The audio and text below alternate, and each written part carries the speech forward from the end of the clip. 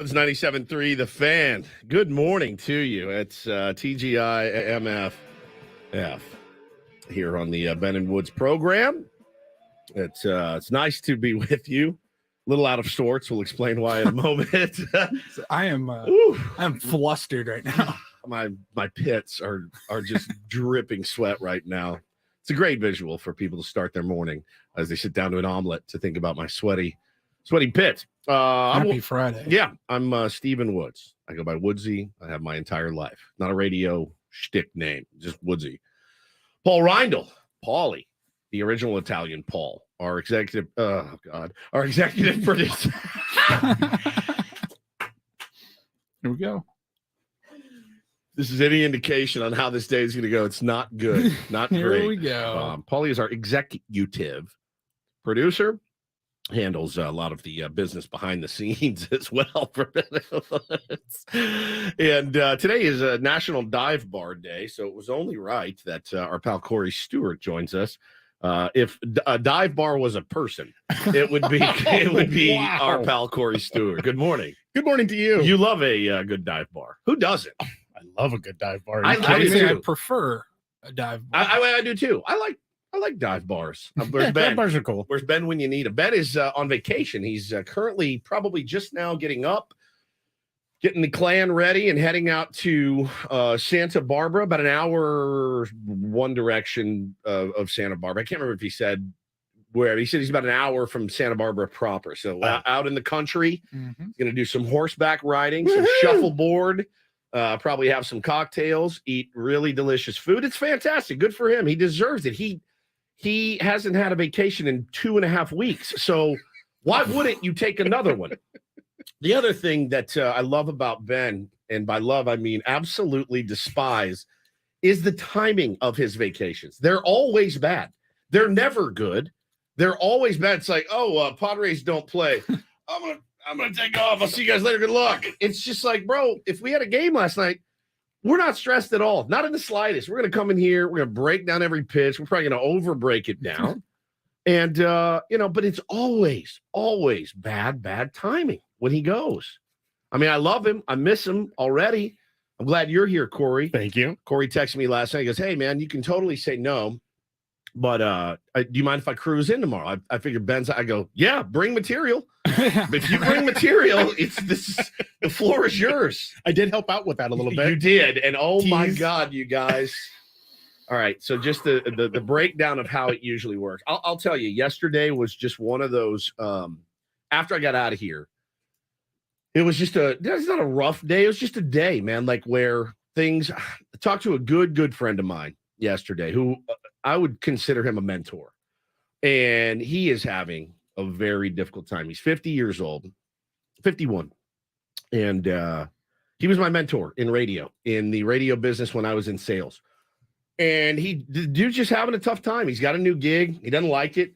They're monitoring every single move he makes. Hey, you only sent 4 emails on Monday. What did, like that kind of stuff? And it's just, that's not him. That's not him. I've worked in that kind of industry before, Smile and Dial. They track it and you're like, yeah, throw it on the board. I've told you guys that story before. This is not him, man. It's not him. And, he is really down, really, really down. So I gave him like the full on, bro, don't like, you're the GOAT. Like you taught me how to win and you taught a bunch of people how to win. And I call you for advice. I can't have you don't want your mentor, pissing and moaning about his. You're like, wait. And so I had to like pump him up, and I felt bad, man. I felt bad the whole day because I love this guy. I love him like a brother, and he's just in a bad headspace, bad gig. And I said, dude, you have no kids. I said, you have no kids. You don't have to do a damn thing you don't want to do, right? Right. Yeah. And it's painful to be doing something that you hate. It's terrible. terrible. And dragging in day after day. No doubt. Just wanting it to end. And just like, when will the sweet embrace of death grip me Yes. and take me home to the Lord? It's the worst. It's the worst. We've all done it. And when you do have kids, there is a certain part of it that's like, doesn't matter what I want anymore. It doesn't matter. I need insurance. Yeah. I need to make sure that I need a 401k. Like, I said, dude, you have no kids and you're never planning on having kids. It's like Paulie. Paulie, if you hated this job, get the hell out of here. Right. Like, bro, go. And I told him, I said, he's like, well, I talked to somebody in the compensation. I go, hey. Compensation is compensation. If you truly love, if you wanted to work in a pro shop, go do it. You'll figure out a way to make it work. Whatever you want. He loves cars. I said, would you take $50,000 to go work at Porsche Audi? And he goes, yeah, in a heartbeat. I go, well, there's your answer. Just go do it. Go get it. Tell him you'll start at nothing and work your way up because you have that luxury. His girlfriend makes a ton of dough. Oh. And he can go do what you love to do, man. Life's too short. Life is too short. And it's such a good segue because I don't know if you noticed this yesterday, Paulie. Like I need to reset myself sometimes with a job that I absolutely love. Exactly. And I go, 100%. It's still just work. It's gratitude, but you love what you do. Right. And so you're like, all right, it's a job. We take it very seriously.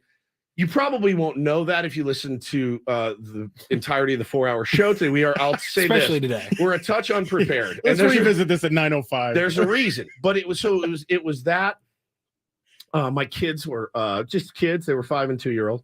My wife had a crazy day at work. Like I went and bought groceries. I got home. I was trying to plan for today because Ben's out. And she had like all these fires popping up. And I go, order out. She's like, yes, please. So we ordered out. Like we had all these groceries sitting there. 2 days in a row, we've done this.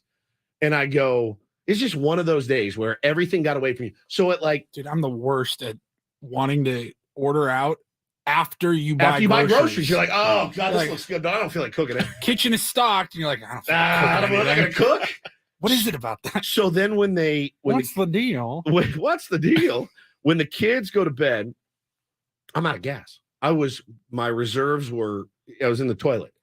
So my plan was get your ass up at 3:30, come in a little early, do your work in the morning, you're refreshed, you're ready. So that's what I did. And I got here at 4:30 this morning and had all these grand plans. And then Paulie and I had an idea. And we tried to execute this idea for an hour. 1 hour of prep time spent in another studio trying to get one bit, which, by the way, is 2 minutes. 2 minutes in length. Hope you guys like it because you're gonna hear it at 7, 7:30, 8, 8:30, 9, 9:30, 9:50. Because that's what I'm sweating right now. That's what we spent our entire morning doing. Is one bit. I mean, it is 2 minutes in length. We were in another studio. We got back. Corey's helping. Yeah, we got back into this studio here at 5:55. Yeah, 5:55. 4.5 minutes before we go live, and we're like, oh my God, we have not done anything. Like it was literally like, come in, drop your stuff off, go in get there to work. Oh my God. I hope it works. I hope it works too. I hope you guys like it. It was no BS. It was 1 hour to do 2 minutes. And listen, we do it because we care. We do it because we like to laugh. And it's a labor of love, certainly, but it's probably gonna be like our worst bit. People are like, you guys did it took you an hour to do that? So we'll play it at 7 for you guys. And if you don't like it, too bad. Yeah, if you don't like it, too bad. Suck it, man. I put an hour of my life and heart and soul into this thing here. It was Paulie's idea, and it was a great one. We'll explain everything. Yeah, the execution of it was a little bit difficult, but going back to what we were talking about, the job stuff, and there's a lot of people listening right now that are probably doing that thing where they're like, all right, man, just grind through today.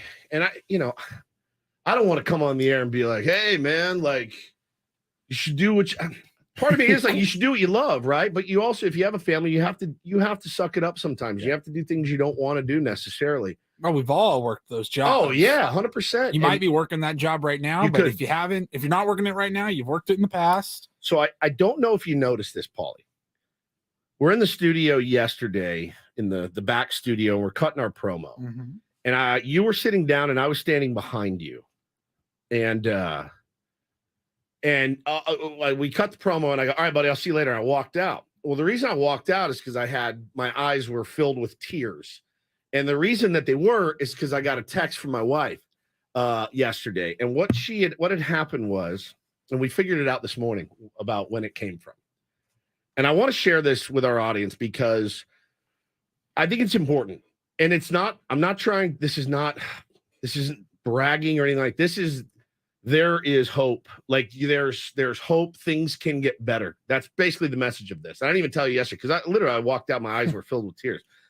She sent me an email I had sent her on June 22nd, 2017. And it says this. I'm sorry. That was the subject. Go figure. Did you have to search a lot to find this particular sorry? There's probably go to Gmail or whatever you use and just go to the search bar and write sorry and just see what comes up. So it says 4,000 replies. It says, Hannah Jane, I'm lying here. I can't sleep. Staring down 2 massive challenges tomorrow. But all I can think about is that I'm letting you down as a man, as a boyfriend. This is before we were married, which is creepy to read. As a boyfriend and as the soon-to-be father of your child. I'm sitting here in massive debt, not knowing where my next paycheck is coming from. And I'm letting my girl sleep alone at night, carrying my child. We've got to do something. This was what we had to figure out this morning. The next sentence. I'll get a maid. I'll put a mattress on credit. She had come over to my house. We were living separately, and my house was like a 40-something-year-old dude lived there. It was disgusting. The mattress was garbage. She was 6 weeks pregnant with Bo, and she was like upset. And I said, I'll do whatever. And apparently we had a fight about it. Neither of us really remember, but I said, whatever I have to do to put your mind at ease. I'm trying so hard to do what needs to be done to stay afloat, but nothing's working. I'm letting you down in a time where it's imperative we're together. We need an answer. ASAP, I'm willing to do whatever it takes. Please know that. I'm so sorry. I love you. So she sent me that with the thing that said, you made us so proud. I love the life we've built. I love you. And I sat back and I went, man, that was almost 6 years ago to the day. Almost like a couple weeks away.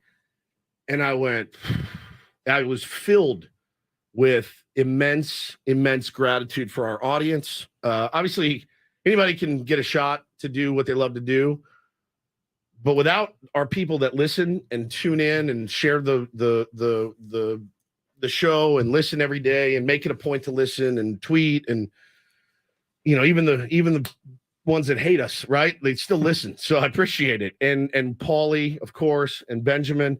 Corey, everybody. I mean, I just was filled with gratitude. And I went 6 years ago. I was the worst. I was at the bottom. I mean, I was about to be a dad. I had no idea where, like I said, where my next paycheck was coming from, was in debt. Now, I'm not rolling in it. You don't see me driving a Bentley or a Benz or anything, but man, things are pretty good and things are great on the show. And I'm massively happy, probably happier than I've ever been in my life.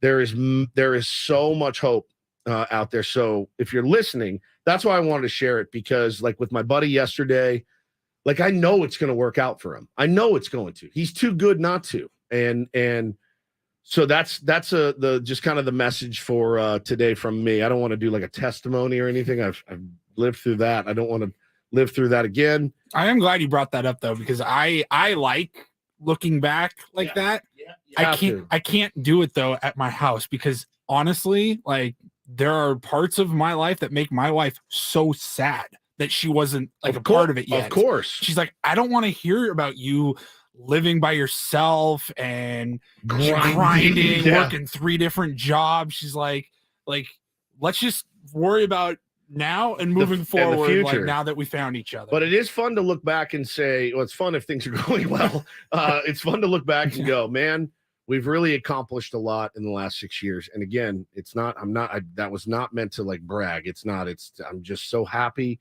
and thankful that you guys listen every day. And I've said it before, but what a life that we've been able to lead and do fun stuff. And that's why we try to do things to return the favor, like spending an hour on a 2-minute bit that is probably about a 6. So I don't want to undersell it, because I laughed my ass off when we did. I thought it was great. I don't want to oversell it. I don't want to oversell it. So true. So true. So listen, just keep the faith out there, no matter what it is. And listen, you can always reach out. Happy to help. Just don't quit. Don't give up. Things can absolutely get better. So a little bit more of a serious tone than I wanted, but I wanted to bring that up today. It is a Friday. You know, just very happy to be here.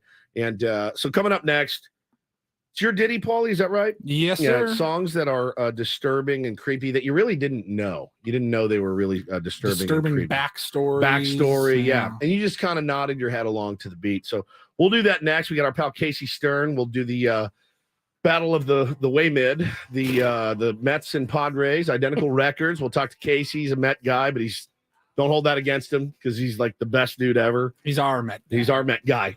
6:35, he'll join us. And the big, tall, strappingly handsome right-hander, Bob Scanlon. Going to jump on at 9. You'll hear the fruits of our labor again at 7. So kind of all over the place this morning. As 7:15. And 7:30. 8 o'clock. 7:45. As to be expected. It's me and Paul and our pal Corey Stewart. We'll be right back. Ben and Woods, 97.3 The Fan.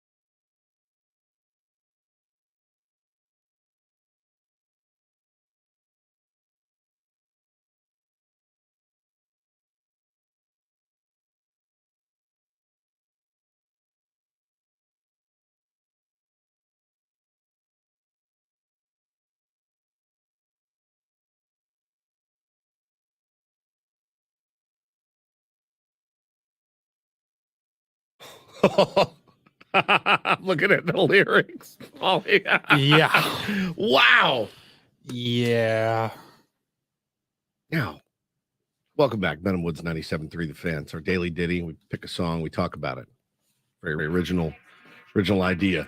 But this week's theme, proposed by Ben, by the way. Yes, this was not our idea. Creepy songs with creepy innuendo from noted creep Ben Higgins. Is that the way you described it? He said something about songs that you didn't Songs really that disturb you. Yeah, you didn't really realize the hidden meaning of them until later, and Is he going through something right now? you never know. You never know with Ben. He wouldn't tell us if he was. Right. So he's very private. Nobody would know. He's a very private fella as he's on his way to Santa Barbara. If you tuned in, for Mountain West updates and stuff, you're gonna have to wait until Tuesday because he's gonna be back then.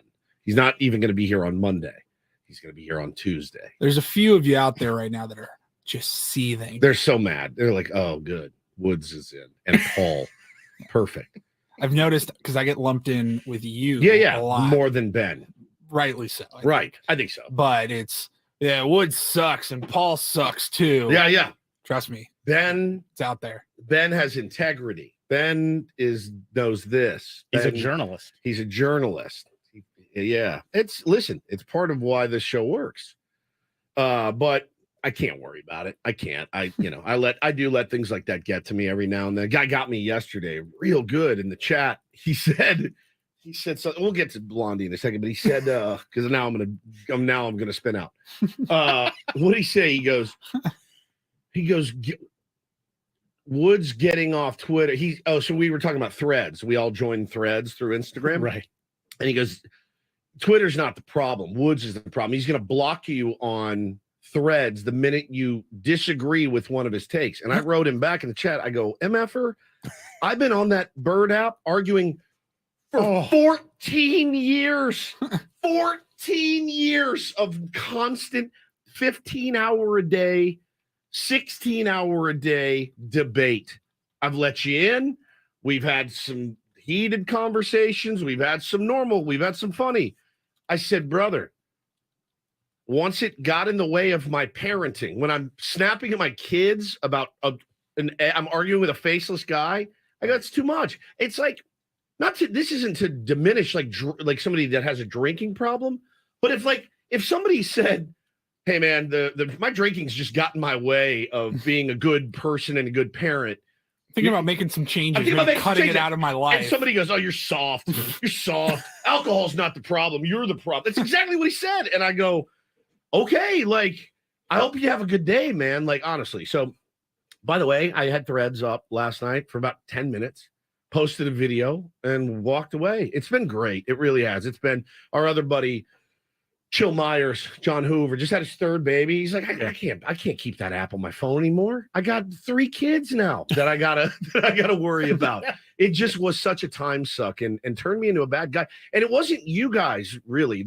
There's some mean people, sure, that comes with the territory. It was me. I was the problem. I didn't like who I was becoming.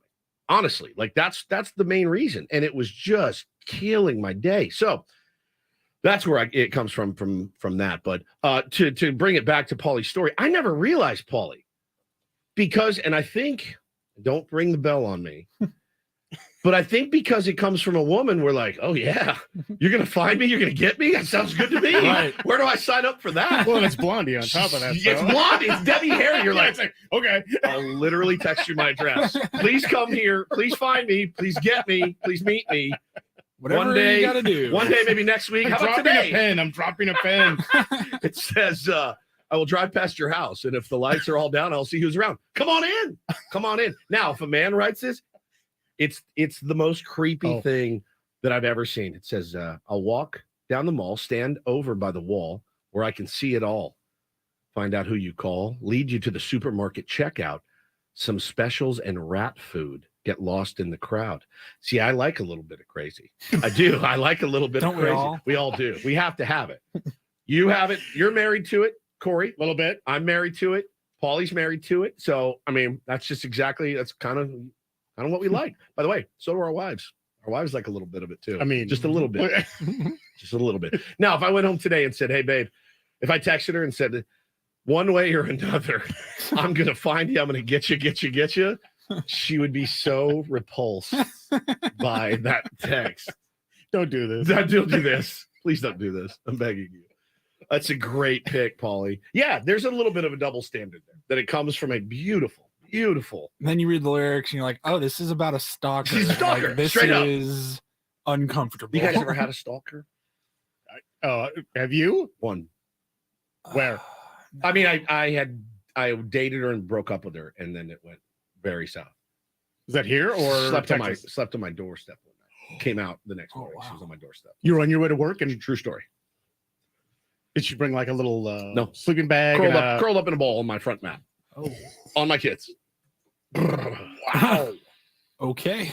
That's the worst I ever had. I'm like, me? Over me? Are you kidding? I'm flattered, but this can't continue. It was gnarly. You? No? Oh, I mean, I've had some, Yeah, weird ones or whatever. Paulie, stalker. Not a stalker. Like ones where I broke it off and they couldn't quite. Blow up the phone and stuff. Yeah. This topic makes me uncomfortable. Yeah, I wonder why. Let's get back to some baseball, and we'll talk with our Yeah, pal. so the Padres. Sports. We'll tell you sports. We'll talk to our pal Casey Stern next. Try to recompose ourselves here on Ben and Woods. Casey is awesome. He's going to join us next. We'll talk some Mets Padres. Big series. I mean, here we go. Like a must-win series in July. Here we go again, Padre fans. We'll get into that, preview that one for you. All after this. We'll be right back. Ben and Woods, 97.3 The Fan.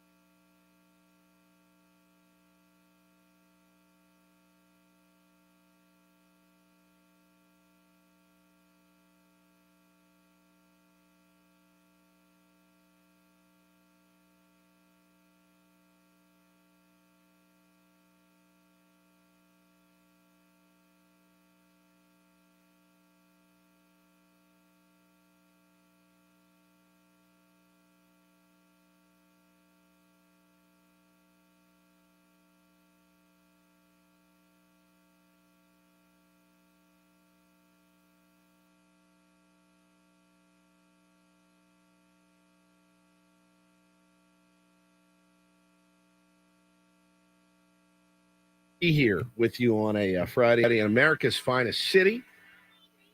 Benjamin Higgins is probably en route to Santa Barbara right now, and another vacation for our beloved Ben. I'm Woodsy. That's Paul Rhino, joined by our pal Corey Stewart today too, hanging out. Brought us some donuts. You're like a drug dealer. It's terrible. And I was being so good all week, but it's Friday. Fridays get a little loose in here. And by a little loose, I mean completely unplanned and completely unscripted at all. And I thank the Lord above for Casey Stern to come on and talk some Mets with us. Paulie's going to get him on the line here in a minute. But Case is just a great, great dude. He's the host of the Unfiltered podcast. And again, big Mets fan. Don't hold it against him. You know, people are born into things sometimes. And that's just how it goes. Very true. Our beloved Italian Paul is a big Met fan as well. I know he's on pins and needles for this weekend. Mets are red hot. Red hot. I want to thank the Mets for taking care of the Arizona Diamondbacks a little bit, knocking them off their perch a little bit. And San Diego Padres obviously playing well. So it'll be a battle of two teams that are absolutely identical. I mean, the similarities between them are staggering. You seen this? It's nuts. It's nuts. Yeah. And I'm going to ask Casey his feelings on how the season has gone from a Met fan perspective. I imagine it's the Spider-Man meme. Both guys just pointing at each other. Yeah. Right? It's yeah. the exact same. I was just going back and forth with one of my friends from New York. Yeah. He's a big Mets fan. And I was like, this is not where we were expecting to be in July when this series came about, right? No, he's like, you guys suck. You're like, yeah, you guys suck too. Right. What's two playoff teams last year? Well, it's crazy. And they've won 5 in a row, and we've won 3 in a row. Yeah. And it's exactly right. Something's got to give. Yeah. And it's a shame it's not a 4-game series. We could each win 2. Each win 2. Call it a day. Yeah.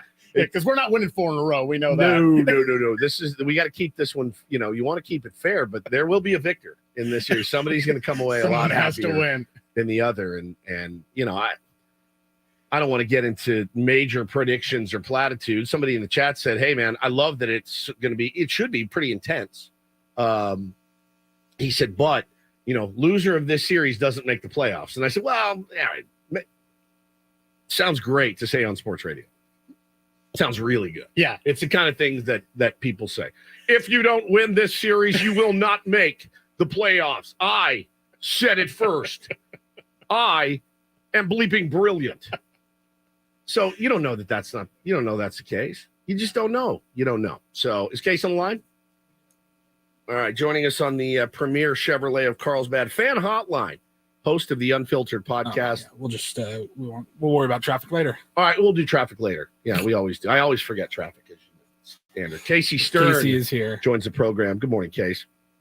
What's going on, boys? The news is there's a lot of traffic. There's traffic. This week's been dead here in San Diego. I don't think anyone's working, including my co-host Ben. He's off today, so we're here.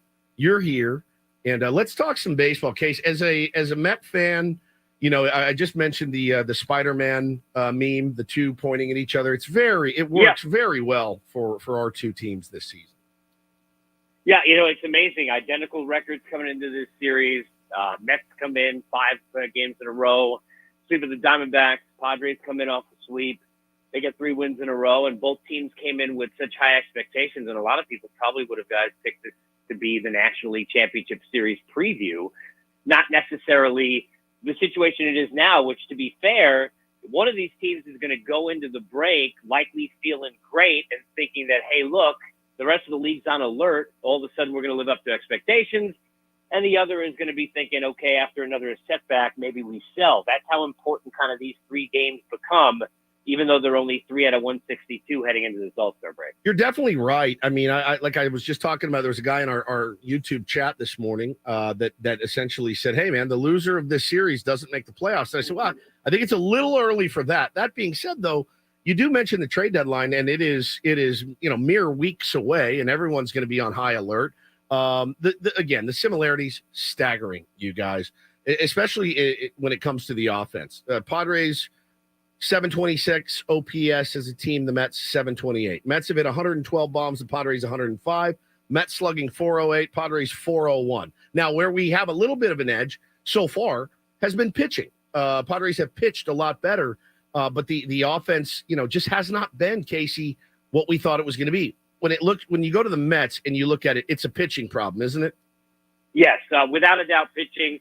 Even though the offense has not been great, two stats stand out. Mets have the best record in the National League when their starters go at least 6 innings, and that's rarely ever happened. They've got the worst record in Major League Baseball when they score at least 6 runs. I mean, wow, they're like 6-7 games under 500. Well, that's unreal. Which is crazy. So you take those two stats, and it tells you it's about pitching. And look, this is what happens when you put all of your eggs into the basket of two guys who, look, we're talking about Hall of Fame performers, yep. But at whatever point they're at their career, and guys, average age at 40, and a Senga who was brilliant his last start, has been good overall, a little up and down, but it never pitched over here. And when you look at the problem with the Mets, it's the lack of depth behind that. And that's the reason why they've had all those games where they've scored all those runs and they're blowing leads. Look, Max Scherzer had a 5-1 advantage against the Yankees, and Buck left them in too long. This is a couple of weeks ago, because anytime that they go to the bullpen, they get screwed. I mean, they had a 6-3 lead against the Phillies going back a week ago in the 8th inning, blew that, ended up hitting 2 consecutive batters with the bases loaded to blow that game, which tells you just how ugly it's been. And, a lot of that goes to the Edwin Diaz injury. But what I've been talking about with this team for the course of this year, you're allowed to have an injury like that hurt you. You cannot have it cripple you. When it cripples you, it tells you you don't have the depth in your system to support it. And for the Mets, their biggest issue, they don't have what the Braves and the Rays and a lot of these other teams do, where they went down into the system and the next 4 or 5 guys they brought up were ready. They've got guys who belong in the minor leagues, so they're putting into important situations back in the rotation and in depth situations in the bullpen, and that's been really the biggest problem for the team. Talking to our pal Casey Stern, host of the Unfiltered podcast. If Michael Kay called and wanted to do an interview with a San Diego sports guy today, I would parrot exactly what you just said, but about the San Diego Padres. It would be the same thing. I mean, some of the guys that you're seeing get called up to the big league level, the bullpen has been really atrocious. And here, not from us, but from a lot of people, Bob Melvin takes the blame. Is it the same in New York? Are they blaming Buck for bullpen mismanagement? While my take is really hard to manage a bullpen of guys that maybe aren't ready, maybe shouldn't even be at that level, Case. You're dead on. Look, Buck's been getting crushed. And, the things I've said about that, number one, you can't have a guy, this team won 101 games last year. And if you line up all the reasons why they turned around their identity, the culture, Buck was near at the top of that list for everybody inside or outside of New York. He then can't be as big a reason, if not bigger than any, that all of a sudden you're terrible, right? 3 months later. I mean, it just doesn't work out. I mean, that's just a common sense thing. It's not a baseball thing. But I go to, and I'll stay in the division you're in, you go to the end of the Bruce Bochy days with the San Francisco Giants. I remember specifically him. I look at him as being the reason we have the 3-batter rule, because Boch was trying to make a change for every relief pitcher, batter to batter, because he didn't have Casilla, Brian Wilson, Romo, Affeldt, who can get lefties and righties, Gene McChee, Yusmero Petit. I mean, how many guys did we watch that he had, right? As soon as all of a sudden he didn't have that, he's trying to make chicken salad out of the other kind of chicken. And I don't care who's making the decisions. It's not going to be that easy. So, look, when there are expectations, just like any employer in a company, a manager is going to wear it. That's why Bob Melvin and Buck Showalter are going to do some of that. I think they understand that. They've both been around a long time, but they're not working with the group that would get them in a situation where they don't make mistakes. I mean, I always point this out. Joe Torre was a terrific manager. He was not really a great bullpen manager. He made some X's and O's mistakes when he was with the Yankees. But when you've got Jeff Nelson, Graham Lloyd, David Weathers, John Wetland, Mariano Rivera, Ramiro Mendoza, who they didn't even need, and 6 other guys, you can't make many mistakes. It's true. It's really, really true. I always use the analogy case of you gotta cook in the kitchen what you got in the kitchen, right? And you're going to use them at the beginning of the season, and you're going to see how they taste. And then after a while, it starts to go bad, and you've used up all of the spice, and you're like, I got to make this work. To this point, it does feel lately in games, if we don't score 8, 9, 10 runs, we had an 8-1 lead the other day going in, and we damn near lost that game. We had to bring Josh Hader in, and it was just we were on the edge of our seat. The winning run at the plate. And we're just like, what just happened? This is all in the 9th inning. So how are you going to blame the chef if you don't get the ingredients? So Billy Epler, I'm assuming, takes some of the blame, as AJ Preller has and did on our show last Friday. What is the overall temperature on Steve Cohen in New York? That's what I'm really curious about. Your point. I mean, you can't make a bone-in ribeye out of Spam. That's right. Right. So, it depends, mostly on always. It's about the players. It's about performance. And it's about personnel at the end of the day. No matter how good or bad and I'm not saying coaches aren't important or managers, because they are. But we always overrate how much they have to do with the winning, and on the other side, the blame. It's somewhere in the middle. I think for Steve Cohen, look, the tenor has been good surrounding him because of the fact that he's been willing to spend money. And after dealing with the Wilpons as owners for years, Met fans are obsessed with all of that. I think the part that they're bothered by, which I am not, and I think they're wrong, is that they want to see him like throwing tables, in a press conference a week ago, where basically the reason for the press conference was for him to sit there rationally like a businessman, look at it and say, this isn't great. I'm not happy. Clearly it's my money. So you can imagine I'm more angry than any of you are, but I'm not going to sit there and fire everyone 3 months into the season and blow the whole damn thing up. It's just not going to help anybody. And people don't want to hear that because they're people in New York and they're people in this day of social media. And in both of those cases, they want to see somebody, they want Billy Martin to own a team, right? In terms of the way they want to see a team. It just doesn't work that way. So I think things are still pretty positive in terms of Steve Cohen, but this is going to be an interesting time period because, as far as the teams ahead of them, look, they're not, I don't think both these teams, when you look up, the teams ahead are not, Milwaukee's not great, right? Miami has had a really nice story. They shouldn't be better than these teams. It's believable these two teams can both be better than Miami the rest of the way with what's on the back of the baseball card. So are you going to catch them? I'm not sure, but are you going to sit still? Do you buy? Do you try and add bullpen arms? Which to me, if you're looking at buying, both of these teams could try and maybe use their money and not prospects to try and, maybe get a couple of rentals to give them some more pitching depth, but still, you're really relying either way on hoping the group that you brought in is going to be enough to get you there. But if both of these owners, if both of these teams sit there, they don't utilize the opportunity to sell, and then they end up 5-6 games out of a playoff spot and do nothing, that's where, to me, both ownerships, both GMs are going to wear it big time on that bib because at the end of the season, if you don't get in, you're going to be wishing you could get back that chance to at least get something moving forward for the future of these two franchises. You absolutely nailed it. It's Casey Stern. He's the host of the Unfiltered podcast. Give it a listen. Casey is awesome. And like I said, he's a Met fan. Don't hold it against him. But it is, you are spot on. AJ Preller, Billy Epler, Steve Cohen, Peter Seidler, and there's a few other teams in that mix. They're sitting at a poker table right now, and the sweat has got to be pouring down their face. I mean, it really does. And I think that's why there's going to be so many eyes on this. See, this series is bigger. Maybe it's bigger than I was giving it credit for, because when you put it like that, trade deadline, basically at the end of the month here, in just a few weeks, it's just huge. It's just a huge series. You want to see so much can happen between now and the trade deadline. You want to see what these guys are made of, and if you have the right pieces. The guys on your squad, Max Scherzer has said he'd waive a no trade. That's wild to me. But who are the other pieces that if you're Stevie Cohen and Billy Epler, that you go, all right, like we lost 2 or 3 to the Padres and we're probably going to sell. Who do you see going somewhere else? Well, I think David Robertson is clearly good. And look, and these are not pieces that are going to bring you a ton, but David Robertson's a guy who's battle tested. I mean, he was added to the Phillies last year. He's been on the Yankees in postseasons. He's had a very nice season. We'll take him. A guy that I think he could. Yeah, I mean, look, he'd be a guy who would be easy to move, I think, for sure. Adam Ottavino is a guy who they could move, who at least, a lot of teams are looking, obviously, for bullpen arms first and foremost.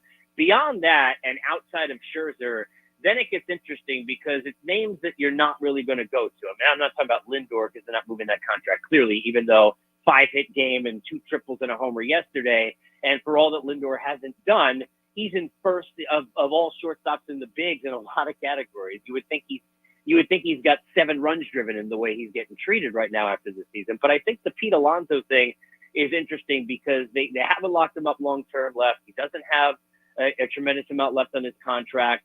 Are they even going to listen? Most likely they're not. So, it doesn't get very creative, I don't think, if you're the Mets, beyond the Scherzer situation, if he's pitching well. And that's another thing. It's like, what are you really willing to give for Max Scherzer? The one thing that's different for the Mets and Steve Cohen and Billy Epler with Steve Cohen's money than it is for almost every other team in this situation. The Mets will eat that Scherzer money if you will help them with pitching prospects to fix what is a big issue, which is no pitching right now in their system.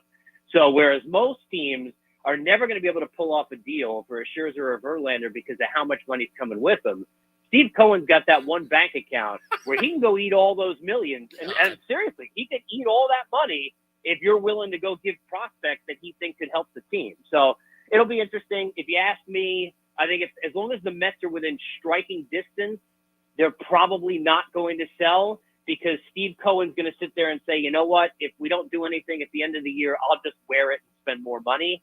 Not every owner in this sport can say that. He's one of those that certainly can go out and do that. But let's not forget, their number one target is going to be a guy who's targeted for a $500 million type of contract in Shohei Ohtani. It's going to be a heck of a lot of money to put out there for a team that doesn't make the playoffs. Taking my fandom out of it, it's going to be 2 of the most fascinating teams to watch down the stretch. The Padres, the Mets, they square off tonight at Petco Park. I'm not going to wish you luck, Case, but I will tell you, thank you for jumping on with us, man. We love you. You are one of the best at what you do, man. We really appreciate you.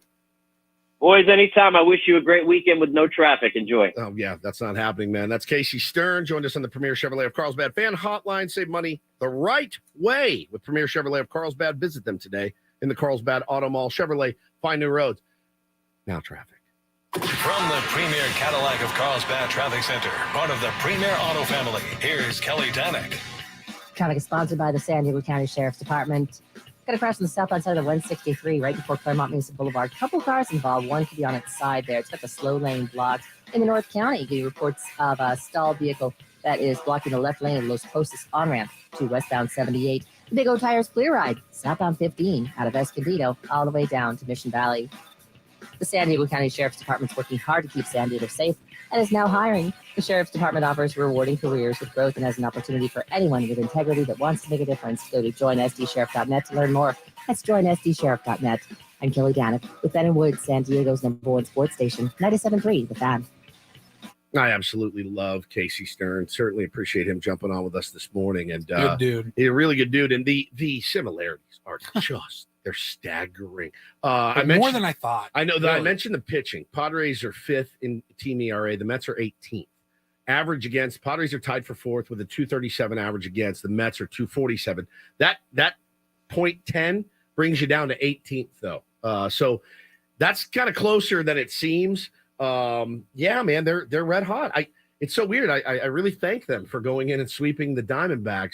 Unfortunate, if you're a Diamondbacks fan, you're sick to your stomach this morning. If you saw the injury to Corbin Carroll last night, one of those weird ones where he swung and he just grabbed his shoulder. Now I don't know if it was shoulder, if it was pec or something. Like it looked just kind of, it was upper body. So I don't know, man. He's a great player. Probably your rookie of the year. I don't know the timetable for his return, but he's out.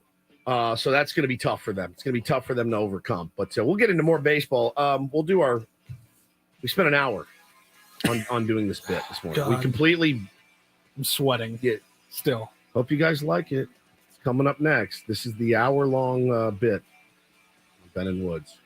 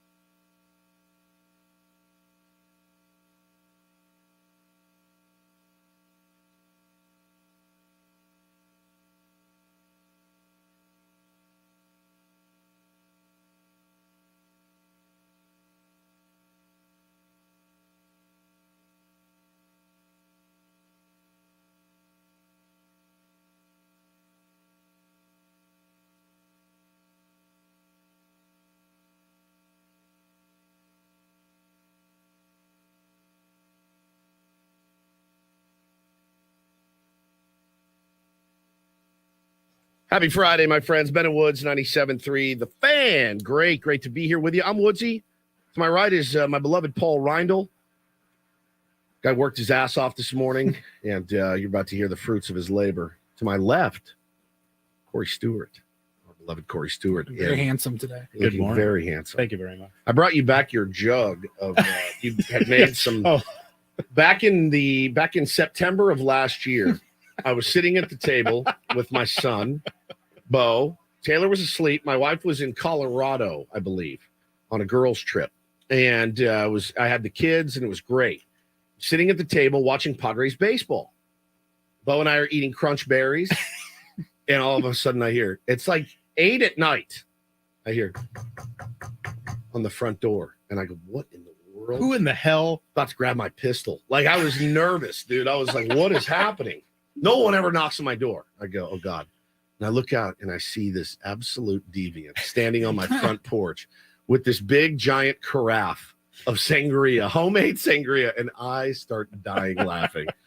Corey comes in, pours a glass for us. We sit and watch some Padres baseball. One of my favorite moments of last season. This season, of course, Corey and I got to share one of the greatest nights ever. We went to see The Cure, their reunion, not reunion, but they haven't toured in a long time. Yeah. We had great seats, and as we were watching, we looked over, and here comes Trevor Hoffman, and he sat right next to us and watched The Cure. It was like one of those moments where I'll on my deathbed, I'll be like, you remember when you were jamming with Trevor Hoffman to Lullaby? Now, I haven't gotten a chance to catch up with Hoffy after that, but if you never heard that story, he put his arm around me at one point, and he goes, Woodsy, that's what I wanted to. That's what I wanted to do. Yeah. And I go, you're in the Hall of Fame. You're fine. You're good. And he goes, yeah, but I really wanted to be in a band. I looked at his wife, his beautiful wife. I go, you're good, dude. You're good. You're doing great. You're doing quite well. You did super good. You're in the Hall of Fame. One of the best baseball players ever. The whole city loves you. I do want to see him in the Robert Smith makeup, though. More than anything. With the wig, the hair going. Oh, it would be amazing. I'd talk him into that. Christmas extravaganza. He said, I know I was a good baseball player. I know I was, but I wanted the other thing. I wanted to be a rock star. I wanted to be in a band. I said, well, I was in a mediocre band, and I was a very mediocre baseball player, but I felt like I had one up on him because I'd done what he'd done. And he's like, no, dude, I'm in the Hall of Fame. You still play you know how every athlete can just step onto a golf course and they're yes, like a scratch golfer. Yeah. Like, I wonder, it's like, if you just threw Hoffy a guitar, could he find the natural ability? I think he said he wanted to play drums. And that's what it was. Sing. What are you, Phil Collins and Don Henley? There's Hoffy back there. Living it up at the Hotel California. Just wearing out the drum. We got to get him in to do something with some sort of musical thing. One of the best humans ever. And so is Trevor Hoffman. Oh, Corey, so sweet. Thanks for coming in. Thanks for the donuts. So, backstory here, guys. If you were listening to the program yesterday, Paulie told a story about a 31-year-old that went to Rome and decided to was it his initials? He took his keys out and he etched his name plus his girlfriend's name and the date. Like you see it on a tree, with a heart. Yours would be PTR. What's Megan's middle name? If I did it, it would have said Paul plus Megan 7-7-23. Okay, into the Coliseum. The Coliseum. Somebody was filming the whole thing. It went viral, and he goes, his whole excuse was, I didn't realize it was so old. I didn't know how old I didn't know it was an ancient monument for the world. It's a story that I was mad. I don't know why I was so mad, but I was mad about it. And Ben, you can see when he gets one of these ideas, the light bulb goes off, and he's like, coming up next, we're going to find out what kind of property Woods has defaced in his day. And I'm like, what? I didn't know it was coming. Right. So we get to the next break, and we're talking about it, and Ben says, so what did you deface? I said, I was never a defacer. I never carried a pocket knife and, doing initials and things like that. I wasn't tagging things. And I said I was destructive, but I didn't deface things. Does that make sense? We'd break windows and put fireworks in people's mailboxes and run ding dong ditch and throw stuff at people, all that normal kid stuff. And Ben's like, well, I didn't do any of that. And I said, well, you did some of it. Everybody smashed a pumpkin on Halloween. Everybody on the planet has ding dong ditched. Every person I know. We've all done it. And then I shoplift candy. Yes. And I said to him, I go, well, certainly you've made a prank call. He goes, no, I would be too nervous. I'd be too nervous. Yeah. And I thought about it most of the day yesterday. Oh yeah, this it rattled me. It rattled me too. It made me a little angry. Yes. But mostly sad. And people were texting me while he was talking, and they go, I don't believe it. Like, first of all, they didn't believe it. And I go, no, it's Ben. Like, believe it. And I said to myself as I was driving home, it's really weird. His cardboard cutout is staring at me smiling, and it's so creepy right now. I'm sorry. You're gone. You're not here. So this is what happens. So I thought about it most of the day, and it made me, I feel like, man, he really missed out on a lot of stuff. And I think in his mind, and I wanted to say to him, like, what we all did is normal. What you did or didn't do is abnormal a little bit. I guess you could say it's admirable. Like, he was such a good kid. But it's not the norm. It's not. To have never gotten detention, to have never pulled a prank, to have never, done anything wrong. Right. And not normal. I do go back and forth as a dad. Do I want Ben or do I want me? Or do I want a mix? You can't have me. Me would put me in the grave. It would. My dad bailed me out of jail and stuff. Like, I couldn't do it. I hope it never happens. I think it's probably going to, but I hope it never does. Which one? Both. 100%. No question. They're probably going to rob banks together, if I'm being completely honest. Bo and Taylor, the Wet Bandits. Them Woods boys. Yeah, I'm like, oh, God. But I go, well, he gave his parents like no trouble, no gray hair. They never have to worry about it. And there's something to be said for that. And credit to his parents, obviously. I love his parents. But then there's something in him that just never wanted to. There was worry, there was anxiety, whatever it was. It made me very sad. And then I go, well, that's him. That's who he is. Driving home yesterday, my phone rings. Paul Reindl. He goes, I got an idea. I go, all right. What is it? And he explained it to me, and I said, that's brilliant. How do we do it? And we spent the next hour planning it and plotting it. What will it sound like? I said, so here's the deal. We're already gone from the studio. Let's get in early, and let's do it. And he said, okay. This is what it would sound like if Ben made a prank call. Thank you for calling another Broken Egg and Fairhope. This is Marissa. How can I help you? Good morning. I'm excited. For what? What was the score of the Aztecs game? Oh, I don't really watch sports. The first half, the Aztecs dominated. Maybe the best half they played all season. I got called out by my 19-year-old last night. You got what? I got called out. Oh. To choose, though, Reese Kinnear as the person to set the tone in your game, to me, is an indictment of a couple of things.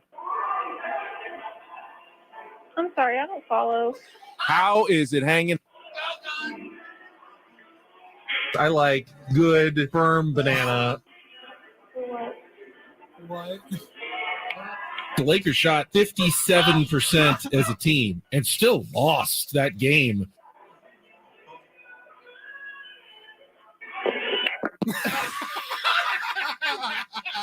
It took us an hour to get somebody on the phone.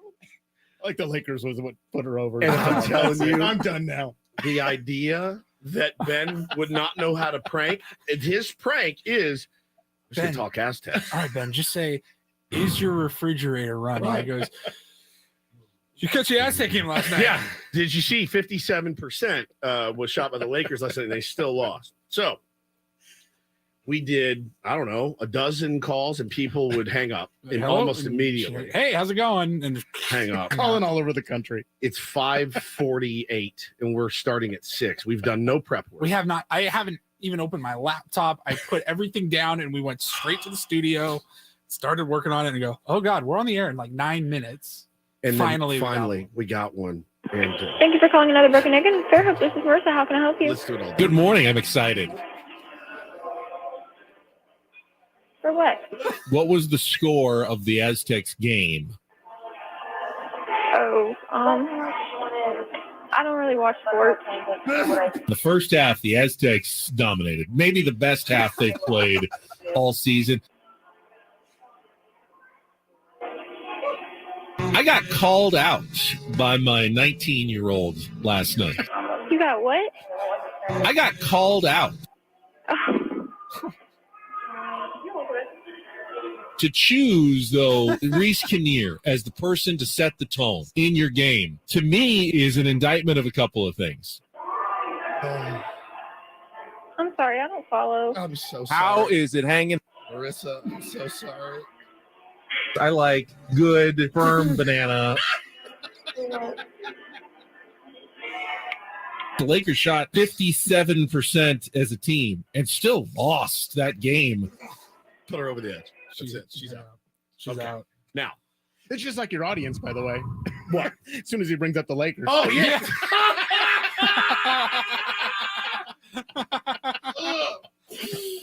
Corey Stewart, 455 feet. Oh my God. Center field. Maybe the line of the Oh year my God. so far. And just like his co-host. Oh, Corey, I couldn't care less. Oh my I God. just couldn't care less. I mean, I do love when the music comes up, though. That makes me so happy. Basketball Ben Yeah, music. it's the only. I'm like, yeah, buddy. It's the Here we only. are. It's the only reason I can sit through. And the only reason.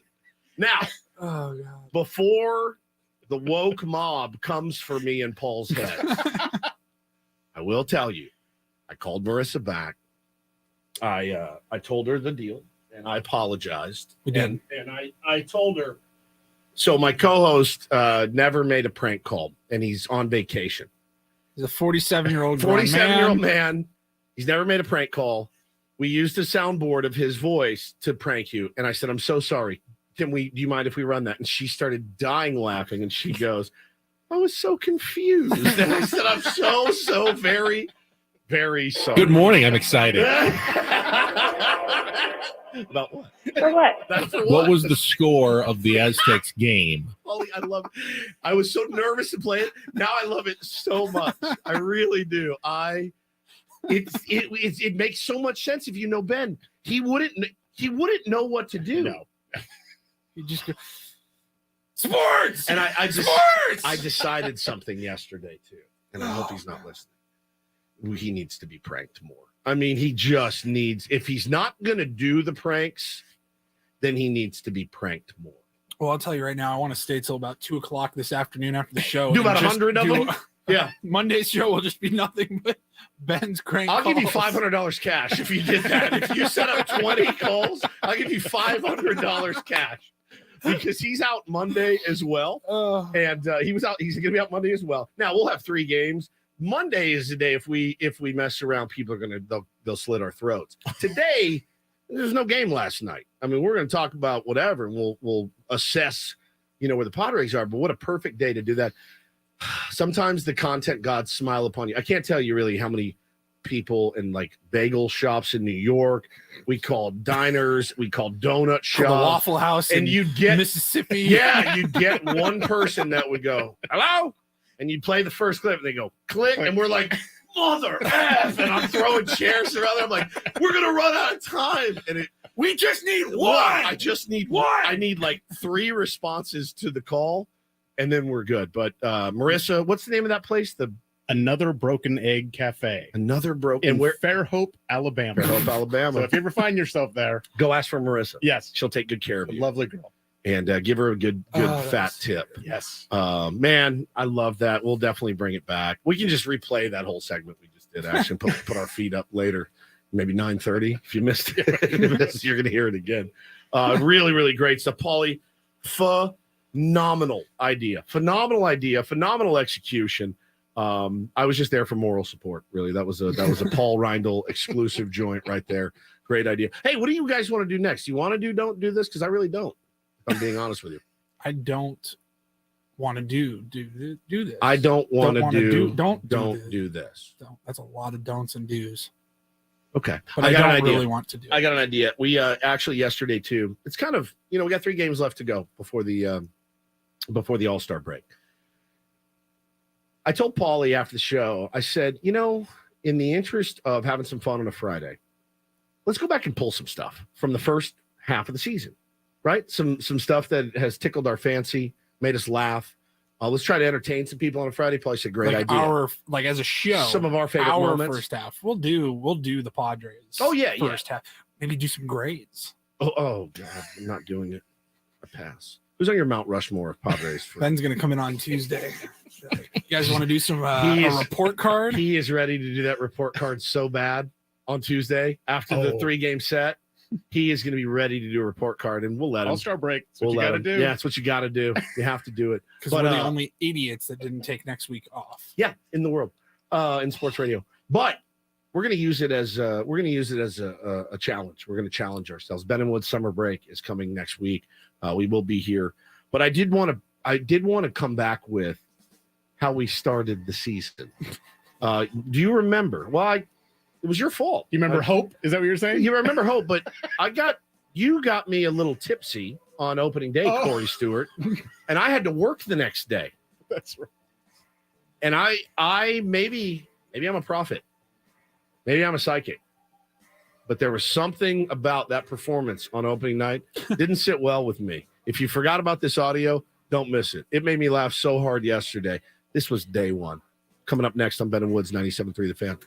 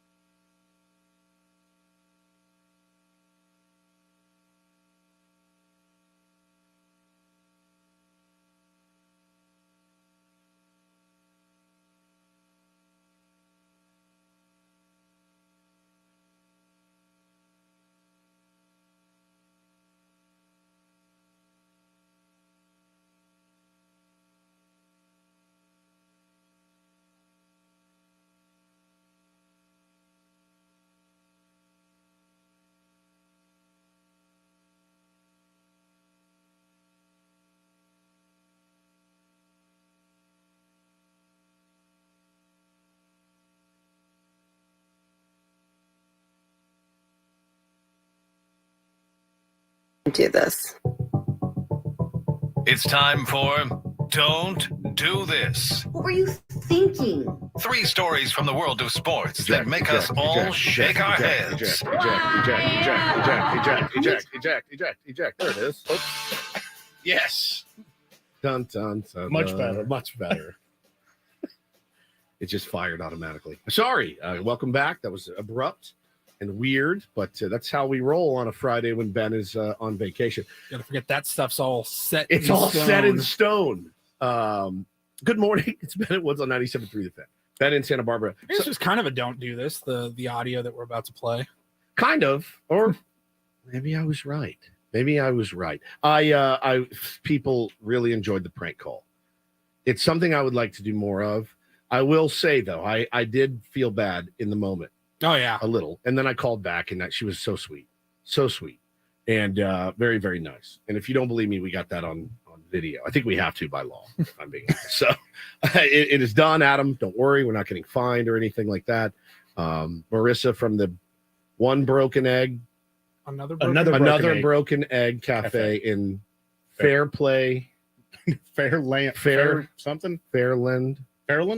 Alabama. Fair Park, Arizona. Roll Tide. Roll Tide, Alabama. What a sweet angel she was, and what a sweet angel Ben is, really. People are already sending us ideas for more prank calls of Ben, things that we can do. And to be honest with you, fair hope. To be honest with you, there's really only one person that I don't like giving me bid ideas. It's Adam Klug. It's our boss. He's the one guy, when he gives me a bid idea, I go insane. I don't know why. It could be a great bit, but I'm so dug in that I'm like, please, I'm begging you, please stop. A little bit with Ben too. Bens are terrible. Oh my God. A little bit with Ben. You know, the worst words you can hear in radio is when Ben said, got an idea for a bit. It's like, you're like, oh, and you want to be supportive. You do. Yeah. Because you want to be supportive of your partner. But when he comes to, and he always prefaces, I don't know how we do it, but I'm like, come back with a fully formed, finished idea, and then we'll talk about it.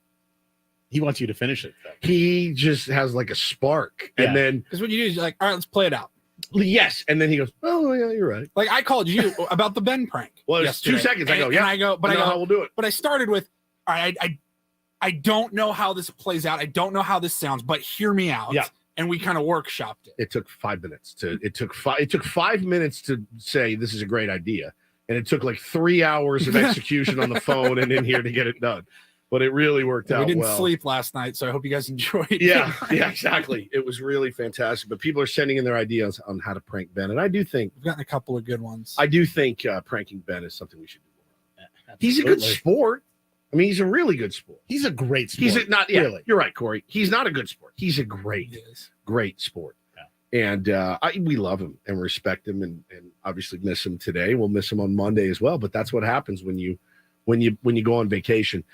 So opening day was here. It came and we were all excited. And Jesse Agler is the one that kind of talked me down from the embarrassment that I have felt the entire season of beating my chest a little bit, talking a little trash to maybe some other fan bases.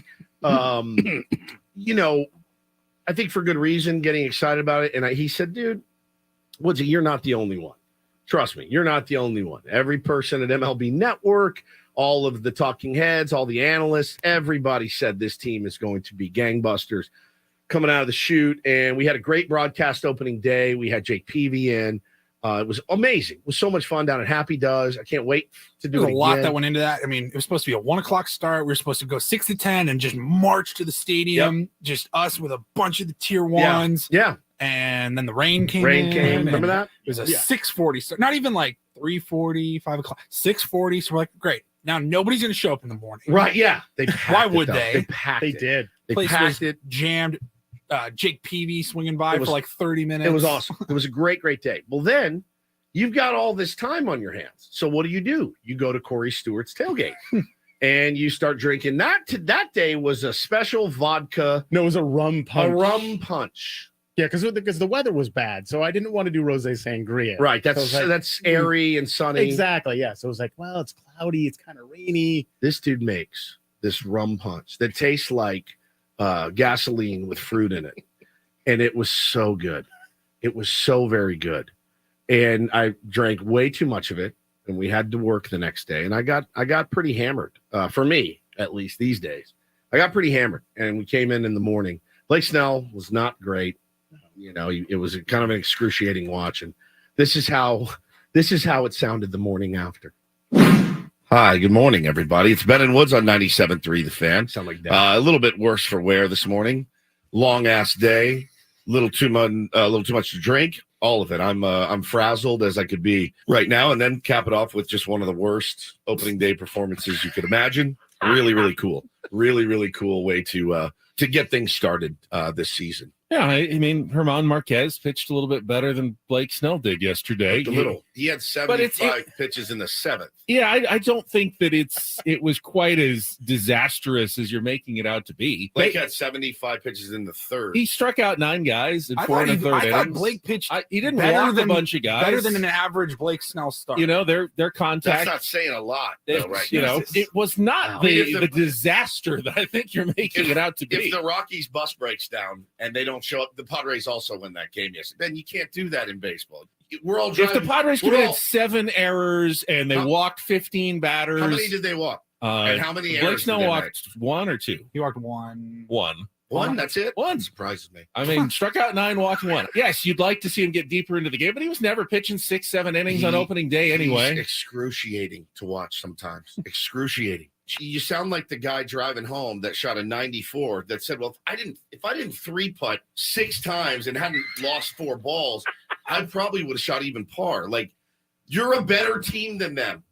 Blake Snell's a better pitcher than German Marquez. We're a better team. Go out and show it. It was sloppy. It was a sloppy game. I was pissed. It was day 1. It was day. That's how I started. I gotta pull up his actual line. I'm pretty sure Snell went like 4 2/3, but he struck out 9 and walked 1. And you're like, gotta trade this guy. How many did he give up? But what did we lose? I don't even remember. What did we lose that I'm gonna game? pull up There's been so many losses since then. It was I blocked absolutely that one out. excruciating. But Ben was like riding me, and I was hungover. And that's how I started the season. And I've really been. It's been different. It's been different this season. And I started that day. They lost 7-2. Oh man, day 1. 7 the box day score. 1. We should have known. Snell went. I did know. 4 1/3. 4 1/3. 3 earned runs, struck out 9, walked 1. Okay. Like it was. It's whatever. very mediocre. German Marquez dominated, and I was so pissy and grouchy the next day. Ben couldn't believe it. He couldn't believe how negative I was on day 1, and maybe I knew something. It was a sense of foreboding. And then we could even say, well, Tatis is still coming. So, yeah. We still had that. We had 3 weeks of that. Yeah, we We're had just gonna that. float until Tatis stay above we'll water. If we can just stay around 500 until Tatis gets back, everything will be great. Then we'll take right off. Absolutely incredible. By the way, I should remind you this hour on The Fan is brought to you by Cars.com. Whether you're looking for the perfect summer road trip car, Ben, or something you can zip around in, visit Cars.com today. They have over 2 million cars for your 2 million summer possibilities. Head on over to Cars.com. Check out the possibilities, Cars.com. Where to next? That's a great question. I wish I knew. Be right back on Ben and Woods, 97.3 The Fan.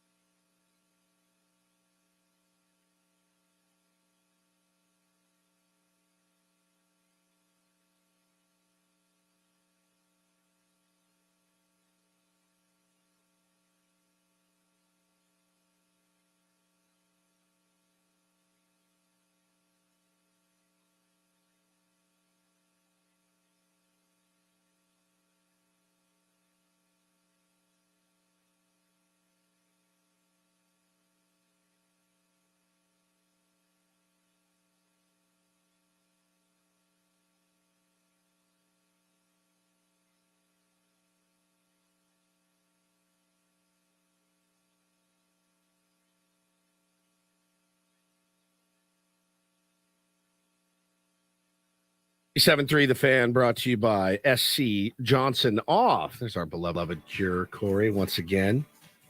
Ben and Woods, 97.3 The Fan. Our pal Corey Stewart hanging out this morning. Our donut dealer brought us some delicious donuts from Sunny Donuts. Donuts. How many times we got to tell you stop bringing donuts? Please stop bringing donuts. I promise I won't do it next time. Bring us a spinach salad, Yeah, a I'm gonna whip veggie- up a spinach salad. a veggie plate. Man, there's some weird people in the chat, Paulie. I missed this. I saw it. What? Can we even read it? Probably shouldn't even acknowledge it. All right, never mind. It just feeds the. They are weird. Just racist, weird comments. There was your don't do this. There it was. I forgot what we were going to do. I'm so thrown off by that comment. Wow. Very strange. We do get some weirdos in there. That's for sure. Hey, listen, comes with the territory. Appreciate you listening, bud, or watching, right? If you are watching on YouTube, go smash that subscribe button and subscribe to the YouTube feed. You can get involved in the chat as well. It was a very, very weird comment. Now, don't feed the trolls, Marco says. I kind of like to. I do. I like it. I talked to my wife about this a lot. I actually talked to my therapist about it too. I said, so many times in this business, like you don't make enough money in radio to deal sometimes with the trolls and the mean folk, but there's something about somebody's like soul, right? You're going to come on and talk about somebody's appearance, or you're going to talk about somebody's wife or whatever it is. I have gone the other way as far as like ignoring it. I kind of embrace it now. And I know that that's what they want. But also, like, you shouldn't just be allowed to get away with stuff all the time. Like, you just shouldn't. Like, that's not how the world works. That's like a guy walking in to rob a bank, and you're like, let him do it, because don't feed him. That's what he wants. Like, no, like, you don't just get to do whatever you want. That's not how the real world works. Like, if you wouldn't go up to Paul on the street and say, "Hey, Paul, you look like a this," right? He wouldn't. He wouldn't do that. And I think it's fun to clap back sometimes. Don't you agree? I do it way too much. Way too much. I think about it anytime I see the viral videos of guy on a plane, guy in a grocery store that's making a huge scene and just cussing out some 17-year-old kid that's just there to collect the grocery carts or whatever, and they're losing their mind about store policy or whatever. Every time I see one of those, I go, why can't that happen when I'm like waiting in line? Why? Yes. By the way, did you guys see the video yesterday of the woman on the plane? Yeah, this was a couple days ago. The woman that gave me severe Final Destination vibes. Yeah, if we can find that and play it, we have to edit it. We can play it later in the show. That passenger shaming or whatever, is that where you saw it? Yeah, I don't even know. Somebody had sent it to me, and I went, "Oh wow, she was like on an edible or something." She thought she was seeing something on a plane. I can fix her though. I think so. I can fix her. Set her up with a good friend. A good friend? Yeah. You have anybody in mind? I do. A lot of friends out there looking for love. Ben and Woods, 97.3 The Fan. Obviously a huge series. Interesting piece this morning in The Athletic. My beloved Athletic. The Athletic that absolutely keeps me informed, because I'm off Twitter, and you lose a lot of stuff on social media when you're not following Twitter. You lose a lot of baseball news. But there's a piece by is it Bowden or Bowden? Bowden. Have we decided? Bowden. It is Jim Bowden. You can screw up his name anyway. He's kind of a moron. He's a former GM, right? Yes. Former GM. And he wrote a piece this morning, and he's talking. Dennis Lynn's featured in the piece as well. My beloved. And they're talking about all. It says that here's the title. It's co-written by Dennis Lynn and Jim B. It says all eyes on Padres at trade deadline. Jim Bowden on their options and Juan Soto's future. And it's just kind of a little back and forth on them. And Bowden starts with this. The Padres certainly have been one of the most disappointing teams in the league.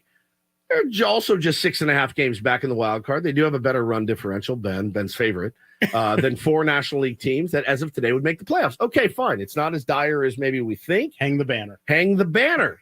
Hang the banner. Mid-season report. Not as bad as we think. Dennis says this, when it comes to the idea of maybe trading a Blake Snell or a Josh Hader, Dennis, our beloved, says this, in a vacuum, it seems like the Padres might be foolish to hold on to the likes of Snell and Hader. The situation doesn't seem so black and white. It's July. Petco Park drawing an average of more than 41,000 people per game. Kudos to you, San Diego. Yeah. Don't ever let anybody tell you you're not a sports town, ever. Don't ever let anybody insult you. You're showing up on Tuesday nights, Wednesday nights, Monday nights to go out and support this team. You have done everything that's been asked of you and then some. Okay? By ownership, by everybody in that organization. You've done it, man. You are putting your money where your mouth is, just like Peter did in the offseason. This team has a handful of 30-somethings on long-term contracts. Next season could bring more age-related decline. How do business factors come into play in a situation like this? Admittedly, this might be a bit of an unprecedented situation. And I think the business of the San Diego Padres is fine. It's absolutely fine. 41,000 people packing Petco Park, buying beers, buying merch, buying, foam fingers, whatever it may be. They're paying for parking. They're buying season tickets. Season tickets are sold out, wait list for next year. The business of the Padres is fine. It's the on-field product that is suffering a little bit. And you do wonder what that signifies if they say, all right, Blake, you're off to Cincinnati. You're off to Seattle. You're off to, we're going to get rid of you. We're going to get a couple prospects back. Josh, we're not winning as many games as we thought. You can be very valuable to somebody that needs you, in the ninth inning of making a World Series run. It just signifies to me that you're no longer all in, right? And I know it's a smart business decision to probably, if you're still 5 games below 500, you have to bite the bullet on it for long-term health of the franchise. As hard as it will be for all of us to stomach. Paulie loves Blake Snell. I love Blake Snell. You wouldn't know it if you listened to my next day. Wonder why he hasn't been on our show in 2 years. Blake Snell's a little different today than he was. Yo, dude. Yeah, always. Freaking right? Cy Young the last 6 weeks, 7 weeks. He's been incredible. One of the best pitchers in baseball, if not the best, right? ERA below 1, like just stunning turnaround. Man is pitching for a future, pitching for a contract. Oh yeah, he is. And if you don't win a buttload of games in the next 3 weeks, how do you justify keeping him if you're not going to re-sign him? There is that possibility that everybody else is getting multi-year extensions. If you're Blake, you're like, hello, hey, right here. Hader's a different one. I think a couple weeks ago I said I think you keep Hader because you just got to figure out what your identity is. And the only way to figure out what your identity is by winning or losing a bunch of games. And that it really is on the players. You can't can't pick one. I think I'd roll with starting pitcher over reliever for a big extension. Well, because the starting rotation next year, if you look ahead, Corey, it's not great. I mean, the look ahead to next year. I know. If we're going to do that, I know, but you have to. A 39-year-old Darvish, right? But you have Musgrove. To when the trade deadline is approaching. Well, and they talk about this in here about that's a factor. About Lugo's probably going to opt out of his deal. He's absolutely gone. I mean, he's pitched great, right? Lugo's going to opt out of his deal. Waka and Nick Martinez have club options that for now seem likely to be declined for health or performance reasons. Yeah, possibly. I think with Nick Martinez, the way it's gone as of late, you're not going to pick up that big-ass option they got on him. It's a rough patch. So then you're talking about essentially scrapping, not a rebuild per se, because you still have a huge core, but you're essentially talking about having to rebuild a rotation again. And again, it's not like there's guys knocking on the door that are ready to come up and fill that. And let's say, by the way, for giggles, let's say there were 3 guys in El Paso, San Antonio that were ready to go. What are you going to throw them? 85 innings next year, 100 innings? Right. Right. You have to rebuild a rotation again. That's the way this team's set up. So knowing all that, my gut tells me they will and should just put their head down and go for it. No matter, even if they are 5 games out. Honestly, you kind of have to. You kind of have to say, sorry, Blake Snell's going to walk. I think we'll get a compensatory pick. But Josh Hader, super low. Right. It's very, very low. 4th round or something. You're going to not get anything back for these guys, but you You can't punt this year, I don't think, right? Am I right or am I completely wrong? You can call 833-288-0973.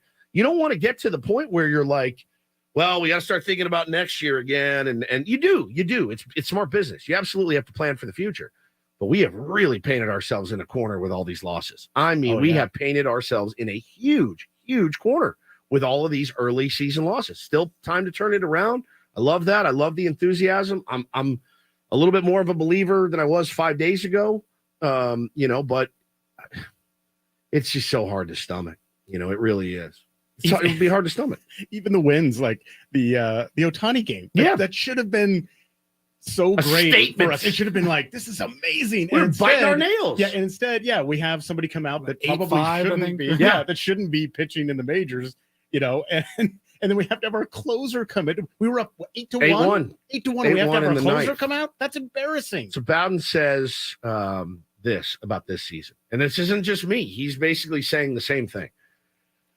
I wouldn't be as concerned about controllable targets as much as how to add players who could help them get into the playoffs this year. And I think Bowden agrees this team has to go for it this year. They have to. They just have to. As much as it may sting to let these guys walk. He says, once you're in, anything can happen. I would target position players, including Cody Bellinger, Travis d'Arnaud. Again, I just don't think they're going to give him up. I just don't think that they will. Adam Duvall, Justin Turner, Heimer Candelario, Lane Thomas, Joey Meneses from the Nationals. I would also want to see what the Royals wanted for reliever Scott Barlow or what the Mets wanted for David Robinson. Casey Stern essentially said the same thing back in the 6 o'clock hour. David Robertson's probably going to be out there. I think this bullpen needs help. I would not be disappointed with another starter, and I would not be disappointed with another bat. What are your guys' thoughts on a Cody Bellinger to the San Diego Padres deal? I saw very mixed reviews yesterday. I have no idea how he's doing even this year. He's doing pretty well. He's doing okay. He started off pretty well. I mean, corner outfielder, first base, DH. They put his stats, his StatCast up against Trent Grisham. A better Will Myers? They put his StatCast up against Trent Grisham's, and Grish looks better in a lot of areas than Cody Bellinger. So, but they're a half game behind us. Yeah, is what's kind of funny. Right. Like, Are they full on sellers? Yeah. Right. And how much are you going to have to take on of Cody Bellinger? I just don't know, man. I just don't know. I'm really glad I don't have to make these decisions. Let's check traffic. If you guys want to call, we got a couple calls. All right, we'll get to those. Stay patient. Going to check traffic. Be right back with you. From the Premier Cadillac of Carlsbad Traffic Center, part of the Premier Auto family, here's Kelly Danek. Traffic is sponsored by the all-new Premier Cadillac of Carlsbad. Hey guys, got a few problems here. One of them's a stalled car on the westbound side of the King Freeway. It's just before the 805. It's in the center divide. Also going to find a crash clearing up on northbound side of the 805, right around Sorrento Valley Boulevard. On the coastline, northbound 5, just past the 78, there's a collision over to the right shoulder. Brought to you by Premier Cadillac of Carlsbad with brand new 2023 Cadillac XT4s and XT5s in stock now. Stop in or shop online at CadillacCarlsbad.com. A proud member of the Premier Carlsbad family of dealers. I'm Kelly Danek with Ben & Woods, San Diego's #1 sports station, 97.3 The Fan. All right, thank you, Kelly. Let's go out to the phones. Got some people calling in, wanted to weigh in on kind of what the Padres should do. Who do we got? Let's start with Greg. Greg, my man, how you doing?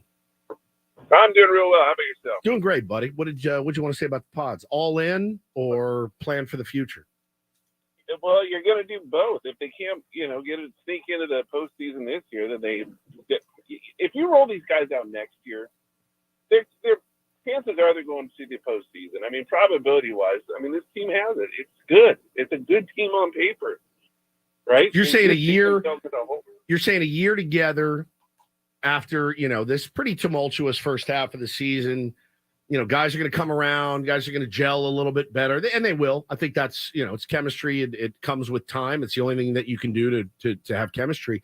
The only problem with that, Greg, is talking about the roster construction is the pitching next year. If you lose Snell, if you don't re-sign Snell, you trade him or he walks in free agency, there's a big part of your rotation that's gone. If Lugo opts out, which he probably would, as well as he's pitching to make more money. What's Walker? He's got like a mutual option. Yeah, and the Padres, they said in this article, Padres would probably decline it based on health, even though he's been great. But I think it's pretty pricey. So now you're rebuilding a rotation again going into the 2024 season, Greg. So I'm so glad you and I don't have to make these calls. Oh. Well, look, these guys they were going to have to do it anyway. And the fact is, they went into the season kind of light on starters. The fact that we're rolling out Kinnear and Weathers and all that tells the story. Yeah, they're going to have to focus on starting pitching in the offseason. But I'm guessing they're going to try and sign Blake Snell to an extension, and they've had a good track record recently of signing guys to extensions that they want around. They have. And he's getting better, I think. I think he's getting better. There's no doubt. I mean, is this anybody in the world would say, all right, Crystal Ball tells me Blake Snell's going to continue to pitch like this. Give him whatever he wants, whatever he wants. 5 years, 6 years. He's pitching like a $40 million a year. He's pitching way better than guys that are making $40 million. He's pitching better than Verlander. He's pitching better than Scherzer. I trust him maybe more than Garrett Cole now. Like, he is lights out. So, yes, on a guarantee of that, bro, go get him and keep him here for the next 5 years. He's such an enigma, though. It's so weird to like get in the brain of a Blake Snell because it's so easy. It's almost lazy to just be like, oh, he's going to sign with the Mariners. In the right. offseason. It is. That rarely happens. Every time we think we know like where Joe a guy's Musgrove going. didn't sign here. He got traded here. Right. And then he signed. Right. But like those are 1 in a million. I know those stories. So I almost think that's a lazy. Oh, he's just to conclude. Oh, he's going to go to Seattle. He could be a Cub. He's talked about. You just never know. He has talked about repeatedly though being comfortable. He loved his time in Tampa Bay. Does he want to start over again? Does he want to start over I know. again? That's the other thing. You got to assume he's comfortable now. He's got his home. He knows the security guards. Like he knows everybody now. Watch him with Mud and Don. I mean, he doesn't come on our show anymore, but watch him with us how he used to be. How he used to be. I miss him. Come back. I miss him. Blake, I'm sorry about opening day. Bring it's Nikes. not even you. It's Corey's fault. I was hungover. It was the rum. It was the that rum. Wasn't Woodsy. Blake, that was the booze talking. I really hope he doesn't hate us, but I get it. If you do, you're not the first. We have listeners that hate us, Blake. So I totally understand. I'm on your team. I'm on your side. I want you to do well. All right, halfway home. We'll be right back. It's Ben Woods, 97.3 The Fan. We'll have some fun.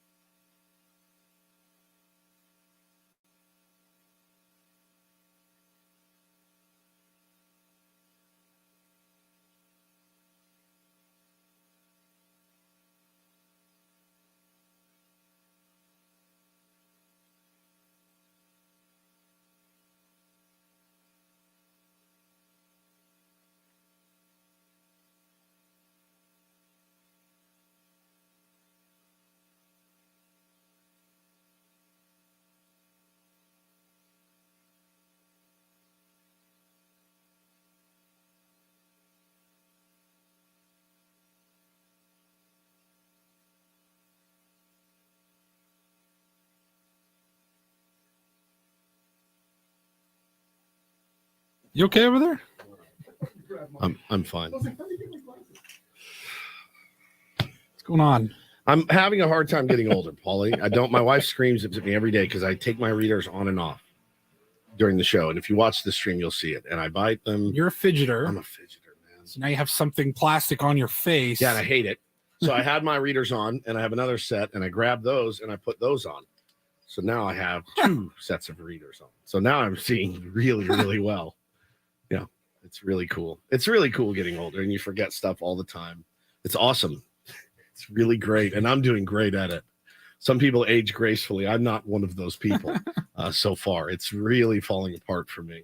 That's okay, though. I'm here to amuse you guys out there in San Diego, and I'm happy to do it. It's Ben and Woods 97.3 The Fan. We were halfway home on a Friday. I've had a really fun 2 hours. Hopefully the next 2 go like the first 2 did. Going to be joined by the tall, very handsome right-hander Bob Scanlon at 9 a.m. for our Friar Friday, not our Friday, as Ben called it in the beginning of that. Friday kills me. The man coming up on a Friday. It just decimates me. That dude is 3, so funny. 2, 1. Coming up on a Friday. Coming up on a Friday. Damn it! I like a Friday. I like a Friday.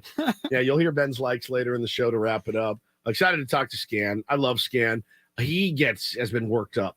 You can see Scan's a bit of a hothead. He's got the ass. He's got the red. Oh, he does. And after games that they've blown or whatever, he tries to hold it together, and he does. He's a pro, but you can see that man getting like tense. And I'm going to ask him about it. I'm like, bro, I see you feeling these losses too, Scan, just like the rest of us. Mud too. Mud. Oh, Bud's been mad a couple of times. Mud has gotten like exact. You hear this is how you know Mud's pissed. When the pitcher will hang one, guy will pound it, he'll just go, off the mic. You're like, hey, whoa. There was one, I don't even remember the game, but it was the base hit to left field and Soto threw home when he should have gone to second. And you just heard Mud go, as soon as the ball was released from Soto saying, no. You hate Mud loathes a missed cutoff man as much as I loathe like exercise or any, like he loathes it. It's so funny to hear. He had no shot at getting him at the plate. I mean, bro, it was McCutcheon. Yeah. He was standing on the plate when Soto unleashed that ball.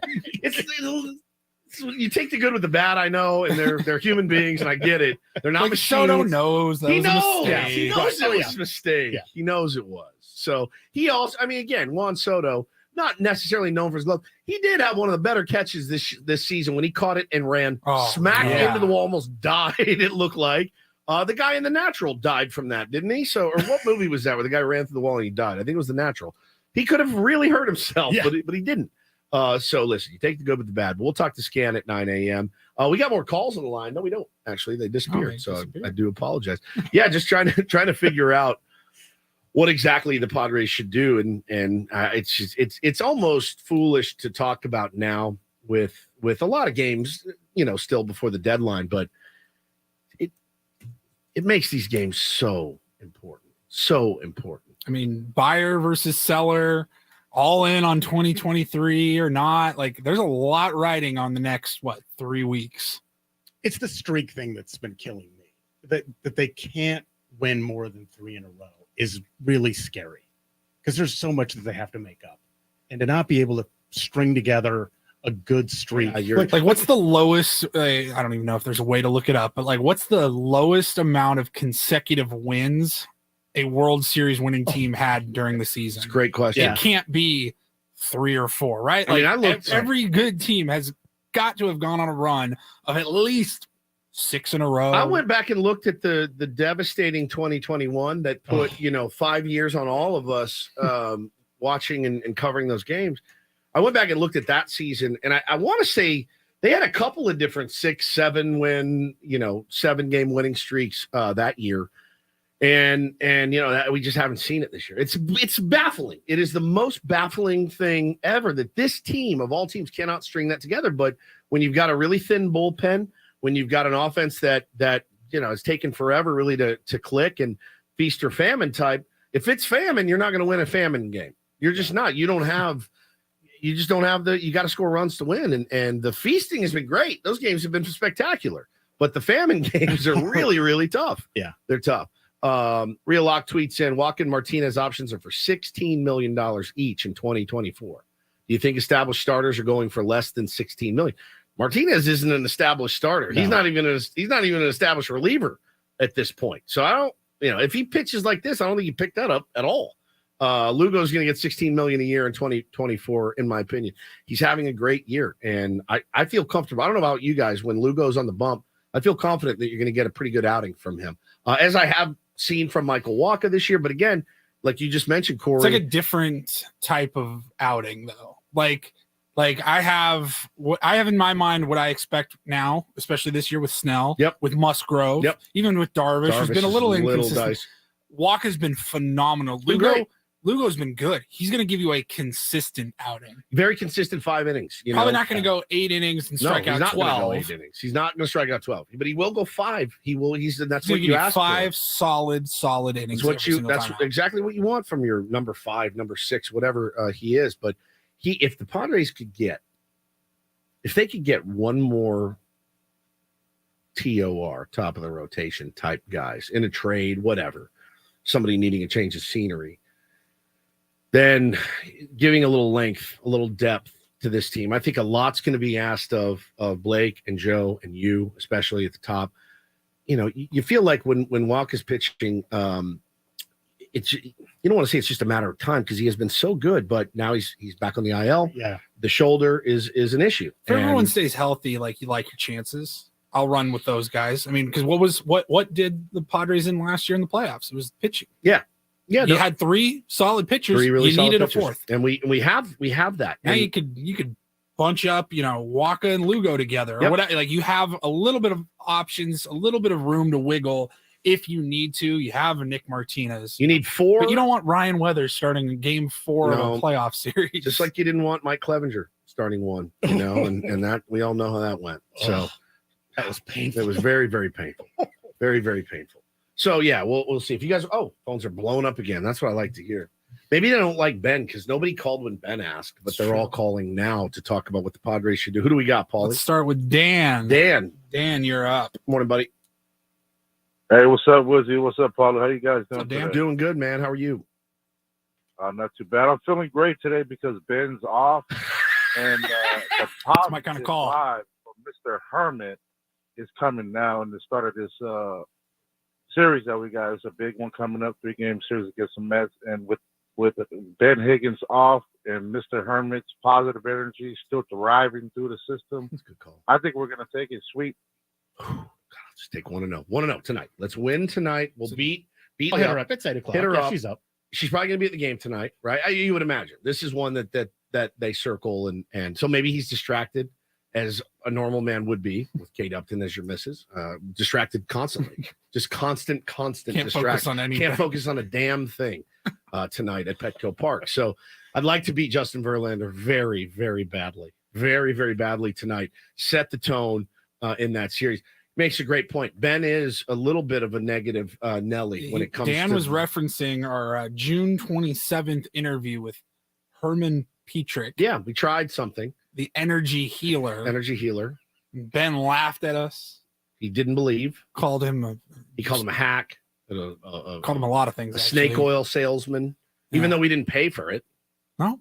Just snake oil. He's trying to switch it up a little bit. He gave bit. us snake oil. He handed it to us. He didn't sell us anything. He told us this Padres team, there was a curse on them 3 or 4 months back. But he said, look, this takes a couple of weeks, but I've channeled into the Padres energy, and he cleared it. I don't know. Since June 27th, I think they've played a little bit better. They have played a little bit. He said it was better. going to take time. He did. He said it would take about a week. Couple weeks. Boy, it was a couple weeks. Boy, that was rough when it first started, though. I mean, it was Pirates, it was Reds, it was walk-offs. It was like, oh my God. Swept in Pittsburgh. Was he a closet Dodger fan that's like, I got these, I got these guys. We were getting murdered. People were like mad at me. Like something would happen. Like, oh, really glad Ben Woods had the energy healer. I'm like, you dumb SOB. So do you believe it then? So you did believe it. Right. It's just a bit, man. And like inherently what we did was a good thing. Trying to do good. It wasn't like we weren't tempting fate. We were like, hey, something. That's what's in. Trust me, there are bad bits out there that could be done. There are very bad. Yeah, we didn't write a rap. about him. We didn't do a song about a goose. Manny's gonna cruise. So did you see the latest, by the way? Oh yeah. Did you see the latest? Sent that to you over the weekend. KUSI posted that they have reached out to the That's What's In crew that they had in October Yeah, I did see that. to quote reverse the curse, and that the quartet or whatever has not responded to their ask. Now, I think the update is that That's what's in. I think the update is that they have. Oh no. I think they are going to. I think I could be wrong. I've been wrong many times. If you know the answer, I don't really care. don't call in. I'm not going to watch. Yeah, exactly. Not going to watch. Let's get to one more caller, Paulie. Let's go to You choose. Dealer's choice. David. David, good morning, bud. Oh, hi. Hey, Thank bud. you for taking my call. How's everybody doing? Doing great, man. How are you? Good. I was going to, I'm glad we're heading to All-Star break. My confession to make is I am tired of acting like I'm a Yankees fan. So I'm going to take a break during this All-Star break and reevaluate how I've been fanning, and hopefully come back as a less critical fan, and hopefully to go on a nice winning streak. So I'm not so much of a critical fan. That's a good. But to answer your question, I think it's just like stay pat. I think one caller mentioned this is a pretty good team on paper. I think they just have to play better, and they're missing a few parts. Hopefully we get like some good solid middle relief players sometime soon, and that should address some problems. I agree. So, yeah, thanks for taking my call. I agree, and the inner Yankee fan in me that I grew up with has definitely come out this year more than it did last year. Been way more critical, I think, of the team. And I believe me. I mean, like I DM'd Manny a happy birthday yesterday, and I felt bad because I've been hard on Manny. Manny's my favorite player, and I've crushed him this year, you know. And I'm like, I want to. What did he say? Did he have a good birthday? He didn't write back. Oh, what?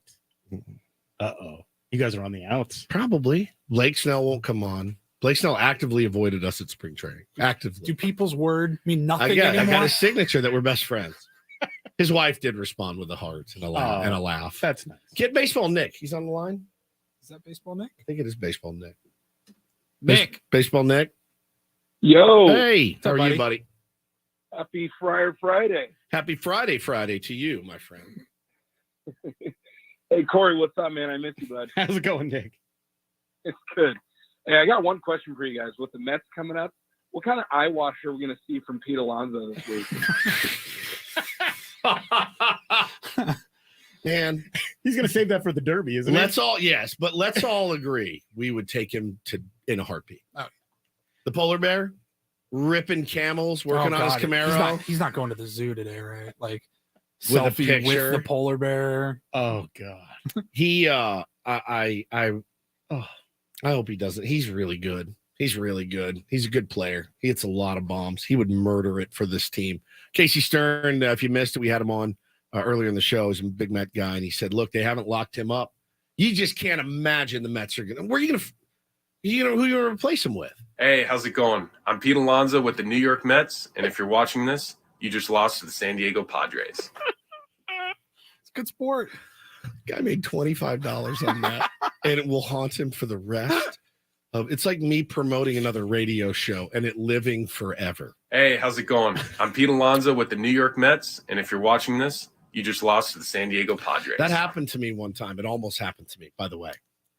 So when I worked at 94.9 next door, my friend Nick was the promo director at our rival station, which was 91X. And they had gotten this big ass, huge Coors Light party bus. And I saw him and I ran into him and I go, dude, that thing's sick. He's like, come on in. And I walk in, look around. He takes a picture of me. Oh, no. In my 94.9 shirt. Yes. And I turned around. I go, no. And he starts laughing. I go, I will murder you. I will literally, I go, you don't understand. I will get my ass kicked up and down the street by my boss. He's like, he looked at me. He's like, all right, you owe me one. I was like, I will absolutely. Can you imagine that picture of me just living it up in the Coors Light party bus for a competing radio station? We were in the trenches battling every single day, and I'm on their bus. Hey, look at this morning show DJ in my gear. Can you imagine? And that's what Pete man. Alonso did. You know, his teammates are like, idiot, dude. He's like, no, it's $30. Like, so dumb. Cameo takes their cut, taxes. I made $14. I made $14 on this, man. That's a lot of natural light. It's a pack, 2 packs of Pall Malls. Oh, it's brilliant. Thank you guys for your calls. Will we see eyewash from Pete Alonso? Yeah, you always do. But you just hope you keep him at bay like you did Shohei Ohtani. Who gives more eyewash, Justin Verlander or Pete Alonso? Number 1 would be Brandon Nimmo. Number 2 would be Jeff McNeil. Oh, and his dumb bat. His stupid He's bat. been terrible this year. That by the way. infuriates me. Oh, every time I see it, I freak out. He's going to go 7 for right. Yeah. 9. So eyewash order will be this weekend. It'll be Nimmo 1, McNeil 2, Verlander 3, Alonso 4. You can write that down. I bet my mortgage on that foursome. That's your Mount Rushmore of eyewash at Petco Park this weekend. All right, we got old friend alert. Tommy Pham returning. That's right. Yeah, my favorite. He is going to. All right, if you're sitting out in left, or I don't know where he's playing this year. I think he plays left. Playing still. left, I think. Yeah. So boo him. I mean, just go easy on him though, because it could be your ass. It could be your ass. We haven't even talked about Buck. No, Buck's going to get worn out this weekend. Yeah. It's going to be a fun one, He's man. not coming, too. Who's his bench coach? Is he going to be handing out the lineup card this week? No kidding. Just hiding the dugout, man. No, I'm good. By the way, Joe Musgrove appeared on Gwen and Chris yesterday, and we got some audio of that. We can play that later in the show as well, but he did say he's taking the ball on Sunday. So, like, here we go. Yeah. It's freaking mid-July, and we've got some must-watch baseball. Absolute must-watch baseball. It starts tonight. We'll continue to talk about that. We'll continue to take your calls. We got a Rhino report coming up, and again, for our Friar Friday, our old pal, Bob Scanlon, the Hammer, coming up at 9 a.m. We'll be right back at Ben and Woods on 97.3 The Fan.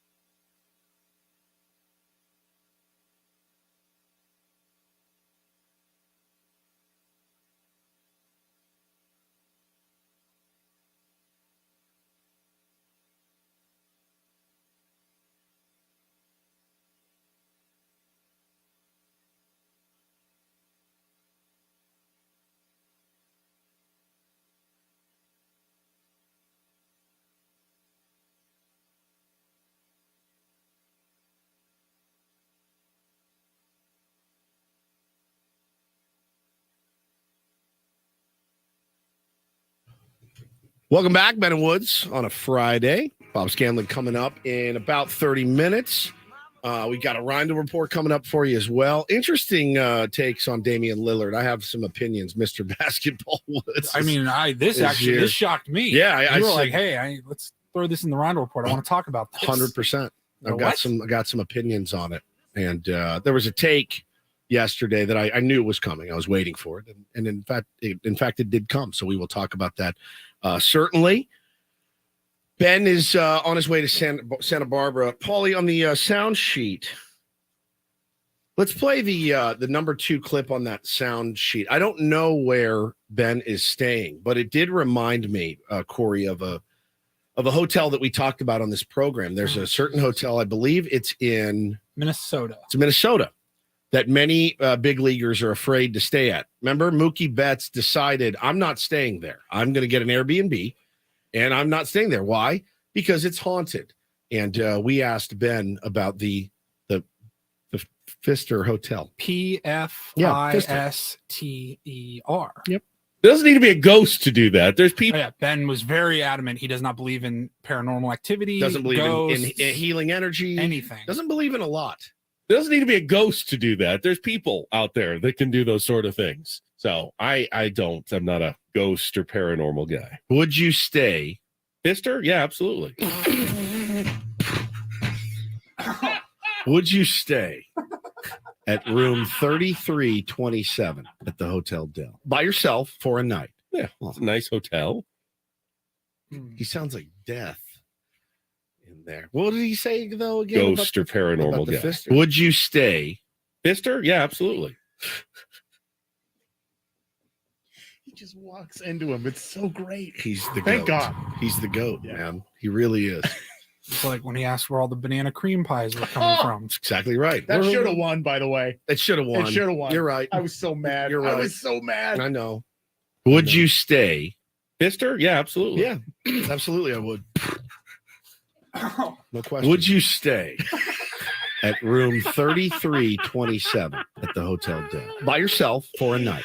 Yeah, well, it's a nice hotel. On his last vacation in Catalina, which was about 7 days ago, it feels like, he did stay in the haunted room of the Catalina Hotel that they were staying at. I guess his wife and kid went down to do something in town, and they said, "Oh, you're staying at the whatever, the Pfister?" And he said, "Yeah." They said, "Yeah," and they go, "Oh, man, have you heard about room 225?" And they're like, "That's where we're staying." Like, "Oh, Look at the key card. you don't want to stay there." He's like, "Nothing happened." So maybe he's right and we're wrong. Well, I'll tell you one thing. He is listening right now. Is he? He said he just texted us and said it's in Milwaukee. Oh, Milwaukee. Not Minnesota. Thanks for your input. Well, since you're listening, Ben, should we bring back in case he missed it at 7:00? What we played? Oh yeah. Can you call, Ben, if you're listening, call in. Can you call in? Call in. Yeah, call in right now, Ben. 833-288-0973. Just call in. Give us a call. Give us a call. React to us. The vacation hotline is screaming. Where I are want to you? hear from you, Come on, Santa Ben. Barbara. Is that him? No. Is that him? No. Wow. Come on, you turd. He's just in traffic. Call in, you coward. Call in. I don't know if he heard our bit yet. You won't. Come on, Ben. I mean, I guess I could have just called him. It's true. I like the dead air. Do you want me to call him? Call him. Yeah, call him. See if he answers. I don't know Ben's number. Oh, here, I'll read it. I'll read it. Read it on on the air. That's yeah, actually there you go. Yeah, an idea I had. Oh, there he is. Oh, here he comes. Okay. There he is. Wireless caller. 97.3 The Fan. Who's this? It's Ben. Joining us on the Premier I know Chevrolet the Carlsbad number. Fan Hotline, Benjamin Higgins. Hi, Ben. I know the number. You don't need to tell me the number. Just tell me to call in. Don't I? I know the number. Welcome to a Friday with me and Corey and Paul. Did you hear what we did? Not earlier. I've been packing and loading the car, and we just got in a couple of minutes ago. So all I've heard is the last few minutes. Okay. So you don't understand because you show up at about 5:45. Right. We got in early this morning. Like Paul before got here at 5, 5. I was here at 4:30. we spent 50 minutes. 50 minutes. Like, we came in, we dropped our stuff off. We didn't touch anything in the studio. We went to our other studio that we get some work done in, and we were there until 5:52 working on a bit that we played at 7 a.m. this morning. It's a minute and 14 seconds in length. Took us an hour. It took us our entire morning of prep. So we've been a little flustered, but show's gone great without you. Actually, a listener called and said he's glad that you're gone because of your negativity. Good. So I'm glad. I'm glad to hear that. But listen, I like when you do things when I'm gone. So we were talking about yesterday how you've never done anything wrong. You've never toilet papered a house. You never made a prank call. It made us sad. Like, I thought about it throughout the day yesterday. I think you were robbed of a part of your childhood. No doubt. There's no doubt about it. But you are who you are, and we respect that. That being said, it stresses me out just to think about it. That's why I don't do it. Well, you've done it. You have you have officially made, Benjamin, your very first prank call. You made it. Do it. All right, listen. Thank you for calling another Broken Egg and Fairhope. This is Marissa. How can I help you? Good morning. I'm excited. For what? What was the score of the Aztecs game? Oh, I don't really watch sports. The first half, the Aztecs dominated. Maybe the best half they've played all season. I got called out by my 19-year-old last night. You got what? I got called out. To choose, though, Reese Kinnear as the person to set the tone in your game, to me, is an indictment of a couple of things. I'm sorry, I don't follow. How is it hanging? I like good, firm banana. The Lakers shot 57% as a team and still lost that game. And click. And she hangs up, Betty.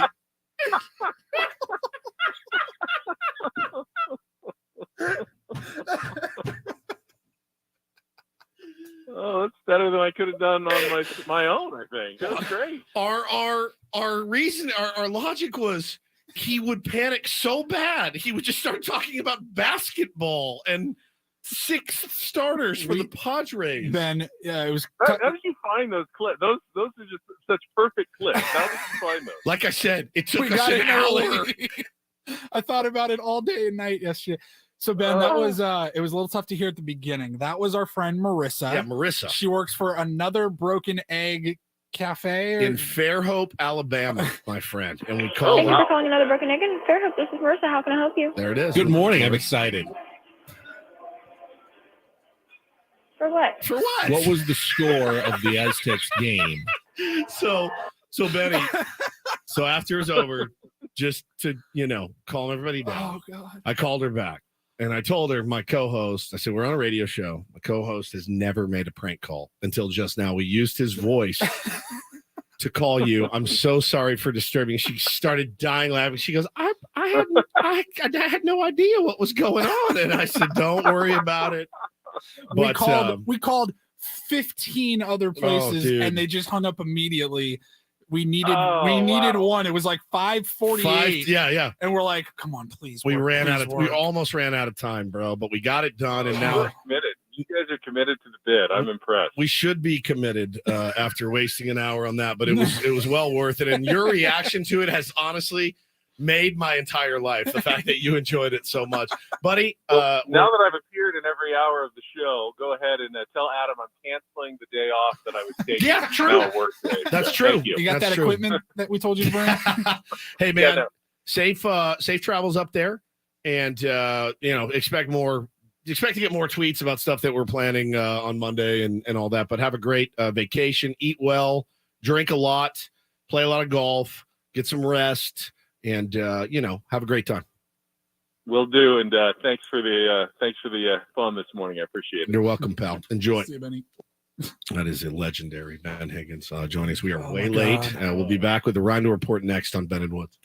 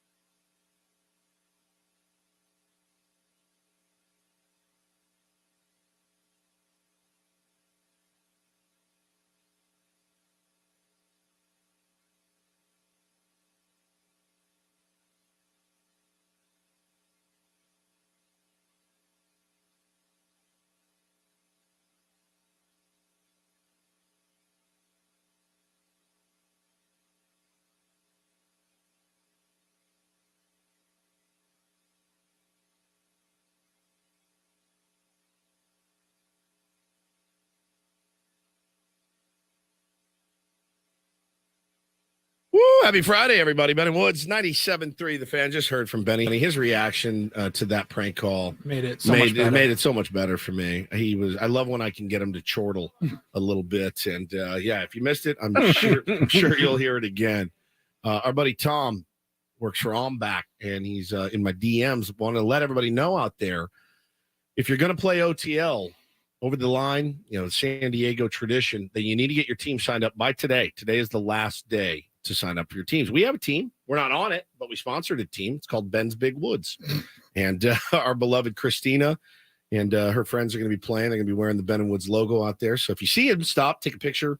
We'd love to see that. I've never played it, and I can't now because my hands are in massive amounts of pain. So it would not be good for me to play right now. As much as I think it fits my personality almost to a T, the OTL tournament. I think we might have Tom on next week, promoted a little bit. Next week's going to be what I'm calling in my head Ben and Woods summer break, because that's what it is. It's summer break. We're on summer break next week, except we're working. It's weird to work on summer break, but I haven't had summer break a long time. 15 years. One of the hardest things about graduating college, and you realize, I don't get. See, I worked in college. Yeah, I did too. It was like high school, like probably. I had summer jobs in high school. Yeah, I did too. But you still got a break, though. Like there was a break. You didn't have to go to school, at least. It was part of it.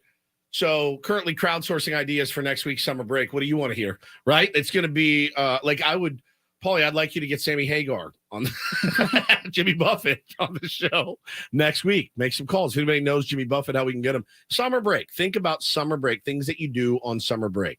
And that's what we'll do on Ben and Woods next week. Hopefully nobody's listening and steals our idea. But that's what I want to do. Summer break on Ben and Woods. It's going to be about as loose as you can imagine, because we got 3 games this weekend against the Mets. Obviously, we are all on pins and needles. Can't wait to talk about those with you on Monday. And then you got home run derby and celebrity softball and the all-star game. You're not going to get a whole lot of content out of it. So Ben and Woods, summer break. Maybe we'll invite some listeners in if Adam gives it the okay. Maybe we'll have some people in, hang out. It always makes Ben uncomfortable, which that makes me happy. So we can do that.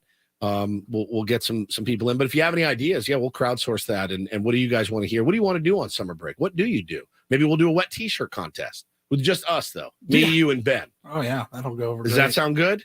Somebody says tier 1 road trip.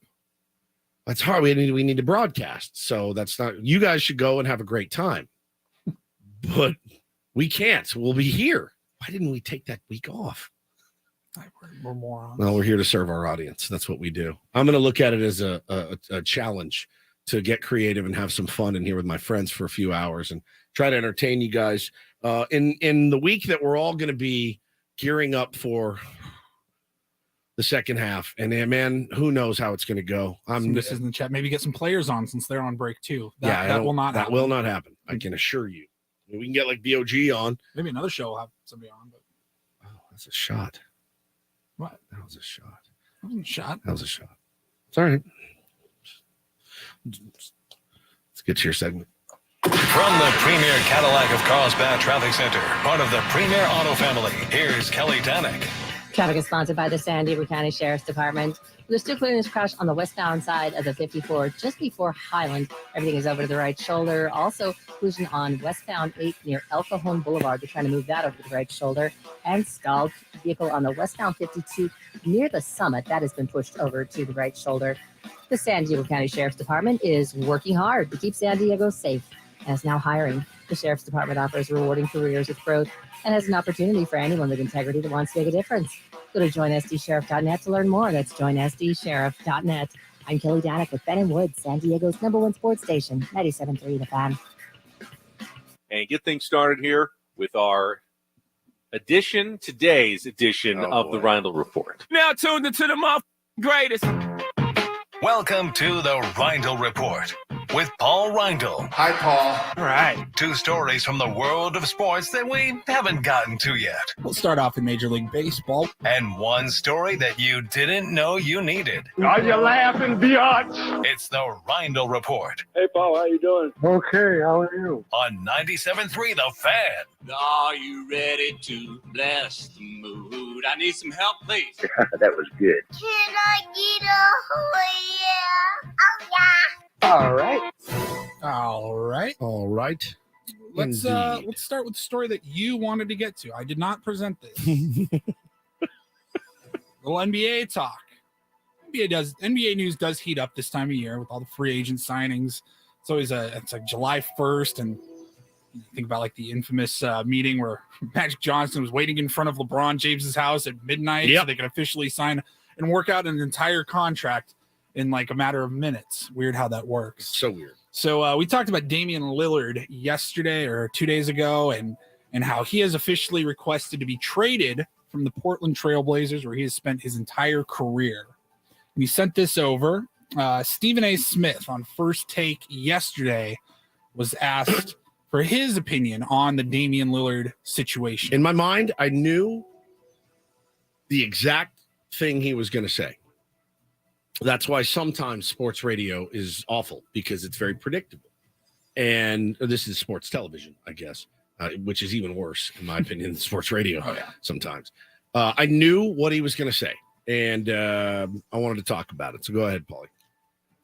Damian Lillard has earned the right to want out.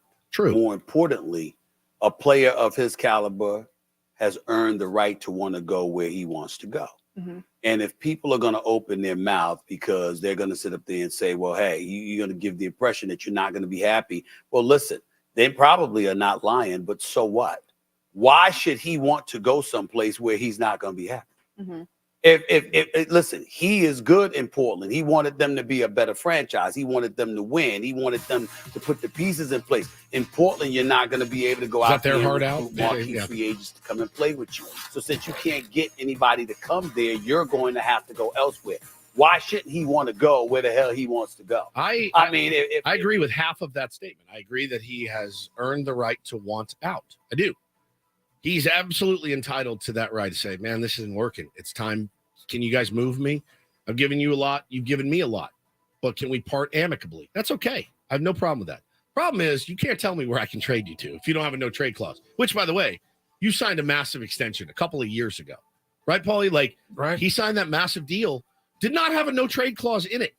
So they can send him wherever they want. Now, you want to have a bigger conversation about how weird that is in sports, that's a whole different conversation, right? Yes. I would agree.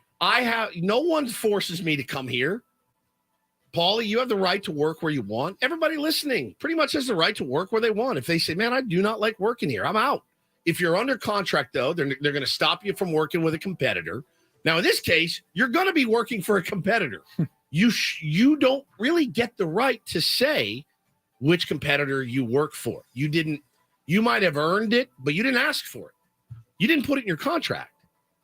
And if it's, as we've learned around here, if it's not in your contract, you don't get it. You don't get it. Life sucks sometimes. And it doesn't suck for Damian Lillard at all. Life's really good for Damian Lillard. He wants to play in Miami. Yep. That's where he says he wants to play. Who wouldn't? Team that was just in the finals. Who wouldn't? You had Damian Lillard. Who wouldn't? You got a pretty good chance. Who wouldn't? Yeah. Who wouldn't want to play there? I get it. One of the most stable franchises in the game. Great coach. Miami. Yeah. Jimmy Butler, Damian Lillard. Come on. It's a great idea. Yeah. They have to have the pieces that Portland wants, though. Portland has earned that right to trade you to help their franchise. If you're leaving, that's a huge loss for them.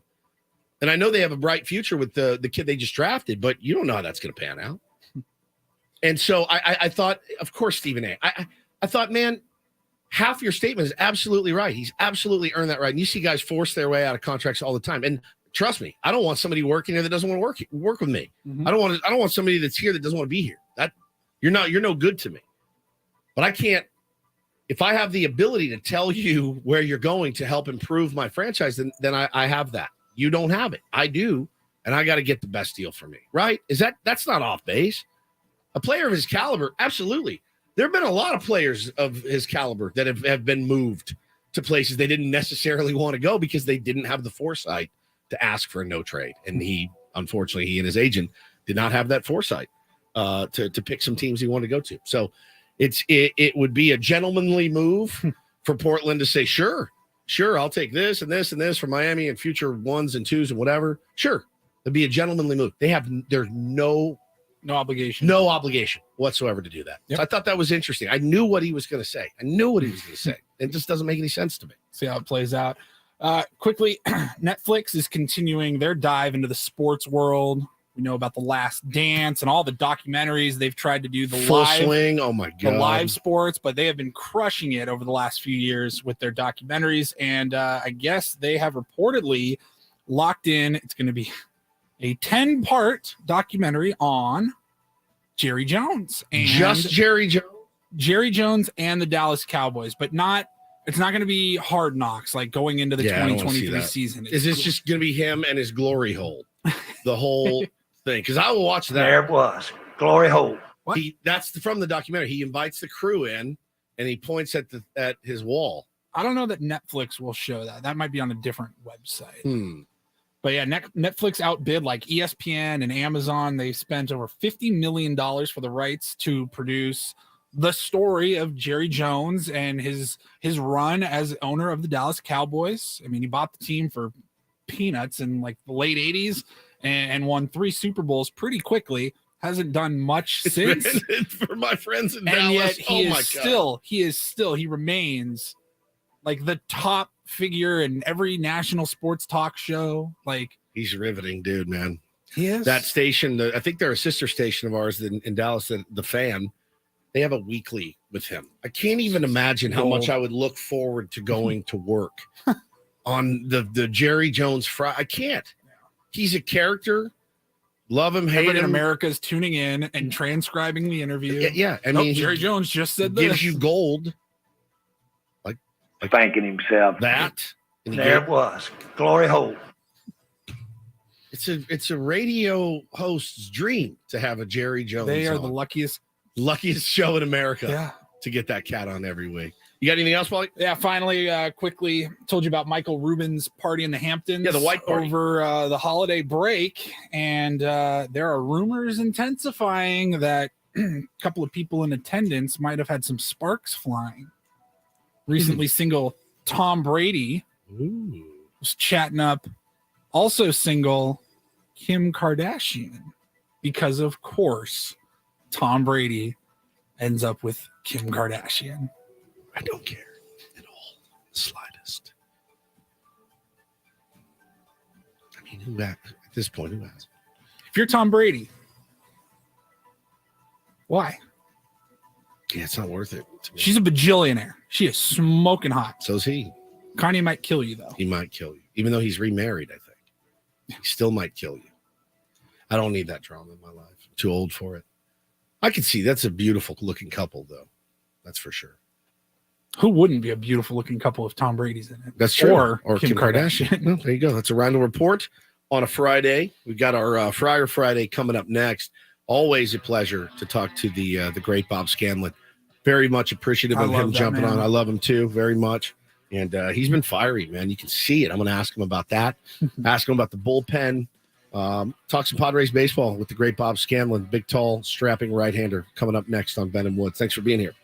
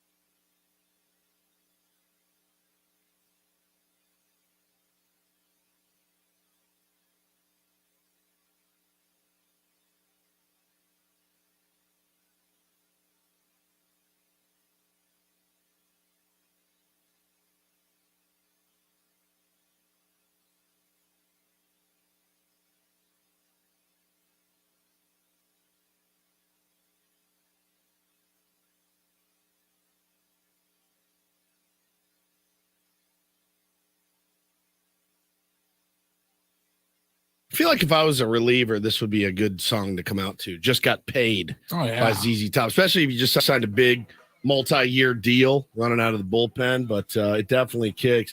Excited to go out to the premier Chevrolet of Carlsbad fan hotline, joined by the strapping, very handsome, tall right-hander, the great Bob Scanlon on a Friar Friday. Good morning, Bob.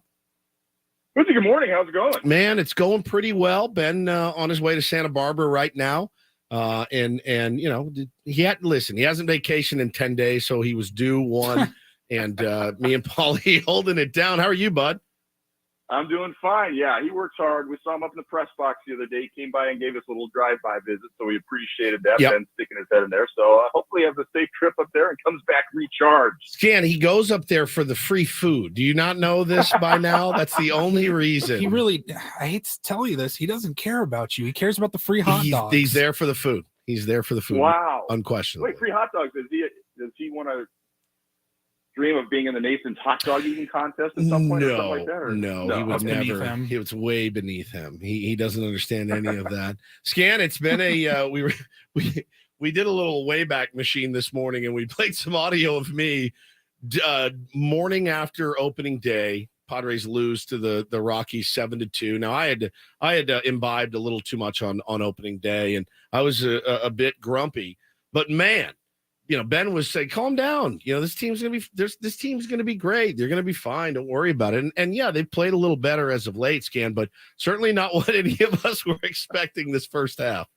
Wait a minute. So you actually were already complaining about things after day one? Day of the one. Season? It was mostly the rum punch that got me.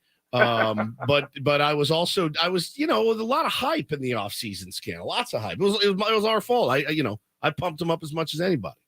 No, there's nothing wrong with putting hype on a team that you have good expectations for, and has the type of roster that you would expect to have those types of expectations for. And look, it clearly the first half did not go as anybody expected. Players, front office, fans, any of the MLB pundits throughout Major League Baseball. Nobody anticipated this. And at the same time, we all know that this is one of the most unpredictable games that exists on the planet. So, the good news is the Padres are still healthy. They still have all the big guns and big reasons why we have expectations out of them. And, thank goodness we've seen a reversal here in the last 3 days, which I think actually started in Cincinnati. And it's, hopefully they can ride it because they put themselves in a situation now where they have to, right? Yeah. So hopefully coming into this Mets series, which is an interesting matchup because the Mets are in the exact same situation. Huge high expectations. They've been underperforming, but they've won their last 5 games. So you have two teams that are sort of in similar situations of trying to come back from disappointing starts, on a roll right now, want to head into the All-Star break on a good note. And this is going to be a good battle, good matchup. I couldn't agree more, talking to the great Bob Scanlon here on Ben and Woods this morning. And somebody had mentioned this morning, all right, whoever loses this series is probably not going to make the playoffs. Now, there's no way to tell. There's still a ton of games after that, Scan, and any team is capable of a run, especially this team. And when you see the Reds, rip off 12 in a row, well, that tells you it can be done. They're a fun team to watch. There's an infusion of young talent. They don't know what they don't know. I think it is. They don't know. I don't think how hard it's supposed to be right now. We've got a veteran team. We've got guys that are going to be here a while, Scan, and they need to gel. And it seems like they're coming together a little bit better. But look into the second half. The time for moral victories is gone. These guys just got to go out and win ball games, man. Yeah, and they know this. I mean, it's not as though, I don't know if there's a perception amongst fans that these guys aren't aware of that, or that they haven't been trying, or you'd be situation there. You'd be surprised at some of the perceptions that are out there. Well, maybe so, but being with these guys in the clubhouse every day and having gone through all the ups and downs that seasons can present you over the course of my career, I can relate to what they're feeling in terms of, hey, we know we're not doing what we need to do. That doesn't mean that they're not busting their tail every single day to try to turn it around. And sometimes actually you're doing that too much, focusing on, wow, what's been going on? Why is this not working? And now the other focus becomes, oh, well, now what do we need to do to make up for what we haven't done in the past? And both of those trains of thought can really be dangerous in terms of not taking care of what you need to take care of right now. And as simple as that sounds, it's one of the hardest things to do. And what I think we've seen out of this team over the last, again, going back to the Cincinnati series, is not worrying about what's happened in the past, right? Coming out of that horrible run against Pittsburgh and Washington and not beating teams that you thought that you were supposed to be able to take care of. Not worrying about, oh, shoot, now we've got to win 12 in a row to try to make up for this. It's just, what do I need to do right now in this game? What do we need to do to win this inning? What do we need to do to win this plate appearance and this pitch? Because that's really what it comes down to, winning the battle of that single pitch. And I really felt like we saw that team do that in the first game in Cincinnati, even though they lost. It's like, wow, these guys came out with a different focus today, and they fought, came out on the short end. Let's see what happens tomorrow, because that was a huge kick to the stomach in that first game in Cincinnati. And they came back and they won the next game. For me, that was a huge sign of, all right, these guys, if they wanted to quit, they would have quit, because you can't play any harder than they did in that first game in Cincinnati and walk away with a loss in the 11th inning after having the lead a couple of times. But they didn't. They came back. They won the next game. They played a tough game after that. And now they've rattled off 3 in a row against the Angels. And so for me, this has sort of been what we're expecting to see in terms of, okay, a team that's just fighting every single at bat, every single pitch, never giving up, and hopefully they can keep it going. And it's not, again, about, we got to win 12 in a row now. It's about, okay, what do we need to do to meet the bets today? When you stick with that kind of a mindset, and it's not that easy because you get distracted by everything outside, right? But that's when you look up all this stuff, like, oh man, we've won 7. Oh man, we've had some comeback wins. Oh wow, pieces are starting to come together. Hopefully we're on that kind of a run right now, heading into the All-Star break. Then they can get rested and recouped and come back fighting strong in the second half. We're starting to see signs of that. No doubt about it. Talking to Bob Scanlon here on Ben and Woods this morning, one area that definitely needs some help, getting big Bob Suarez back in the pen is going to help tremendously. It gives you the ability. It's not just everything gets longer, right, Scan? Like, you add one piece, it's going to make the starters better. It's going to make everybody better. You guys can get into defined roles. I wanted to ask you, though, man, as a guy that did it at that level and had success, Nick Martinez, we all know he's a warrior. We all know he's a competitor. Been getting roughed up a little bit lately. Everybody goes through it in their careers. Nobody has a perfect career. Mariano Rivera lost a World Series game. It happens, right? What are you seeing out of Nick that maybe could lead to some of these failures lately? Well, look, Nick's made a couple of bad pitches. He had a first pitch home run in the last game against the Angels that lost the lead there temporarily, and he had the same thing happen to him a couple of outings ago in Cincinnati. And that's not like he's just trying to get ahead. Here's fastball. I need to get ahead. I think some of it is just the workload that he's had. This entire bullpen has had. When you look at what Nick Martinez has had to do, what Tim Hill has had to do, what Steven Wilson was doing before he injured his pectoral muscle, those guys were getting wore out, right? And it takes a toll over a period of time. You lose just a little bit of your sharpness on your pitches. And we all know Nick's not an overpowering guy. He's not a guy that gets a lot of swings and misses out of the zone, a lot of chase. He pitches in the zone, and he pitches in the zone effectively by spotting his fastball and his changeup and using his off speed. He made a couple of mistakes. So I'm not worried about Nick. I just look at the bullpen as a whole and think, wow, the workload that they've had to endure lately, missing guys like Robert Suarez, as you mentioned, with Luis Garcia struggling of late. Bob's had to ask other guys to do a little bit more, and there's never been that cushion that we were expecting the whole season from the offense of where's the blowout game? That just didn't happen up to this point. So I think it's that as much as anything. And the fact that Josh Hader was able to go the third day in a row the other day was absolutely huge, because it allowed Bob to shorten up, use guys in different places, as you mentioned, lengthen out the bullpen, but shorten up the game in terms of being able to bring Nick in a little bit earlier, then go to Cosgrove, then go to Josh Hader. If Josh is not available the other day, maybe he's looking at Nick to be the closer, and who knows what happens in terms of having to go deeper in that bullpen to bridge that gap. So it's all these little things that start coming together this time. Great for Josh to be able to step up. And as far as Nick goes, I think this All-Star break is going to be great for this bullpen. Not only hopefully getting Suarez back at the back end and Steven Wilson back, but also giving Tim Hill, giving Nick Martinez a chance to catch their breath as well. Scan, I got to tell you, man, I am a Tom Cosgrove fan. Every time I watch that guy pitch, I hate the old standard bulldog tropes and all that, but I mean, you watch him pitch, and the guy, if he misses outside, he pounds his glove. I mean, he's out there competing. Have you gotten a chance to talk to him much? Oh yeah, great kid, and his story is fantastic too. Which probably your listeners already heard, but here's a kid that's a starter, injures his elbow, has the Tommy John surgery, comes back, is trying to throw again, and the elbow's feeling fine, but the shoulder's now messed up. He doesn't feel right in the shoulder. So what does he do? He lowers his arm slot a little bit just to try to take some of the pressure off the shoulder now coming back from the surgery.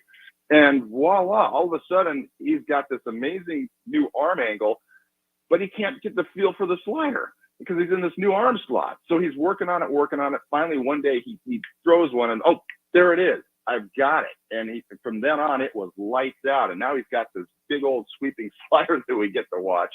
And it's been an upward trajectory for him since over the last year and a half, to the point where he's dominating AA, he's dominating in AAA. Now you get to the big leagues, the real test, right? And what does he do? He goes out and puts up zeros for his first 13 outings in the big leagues.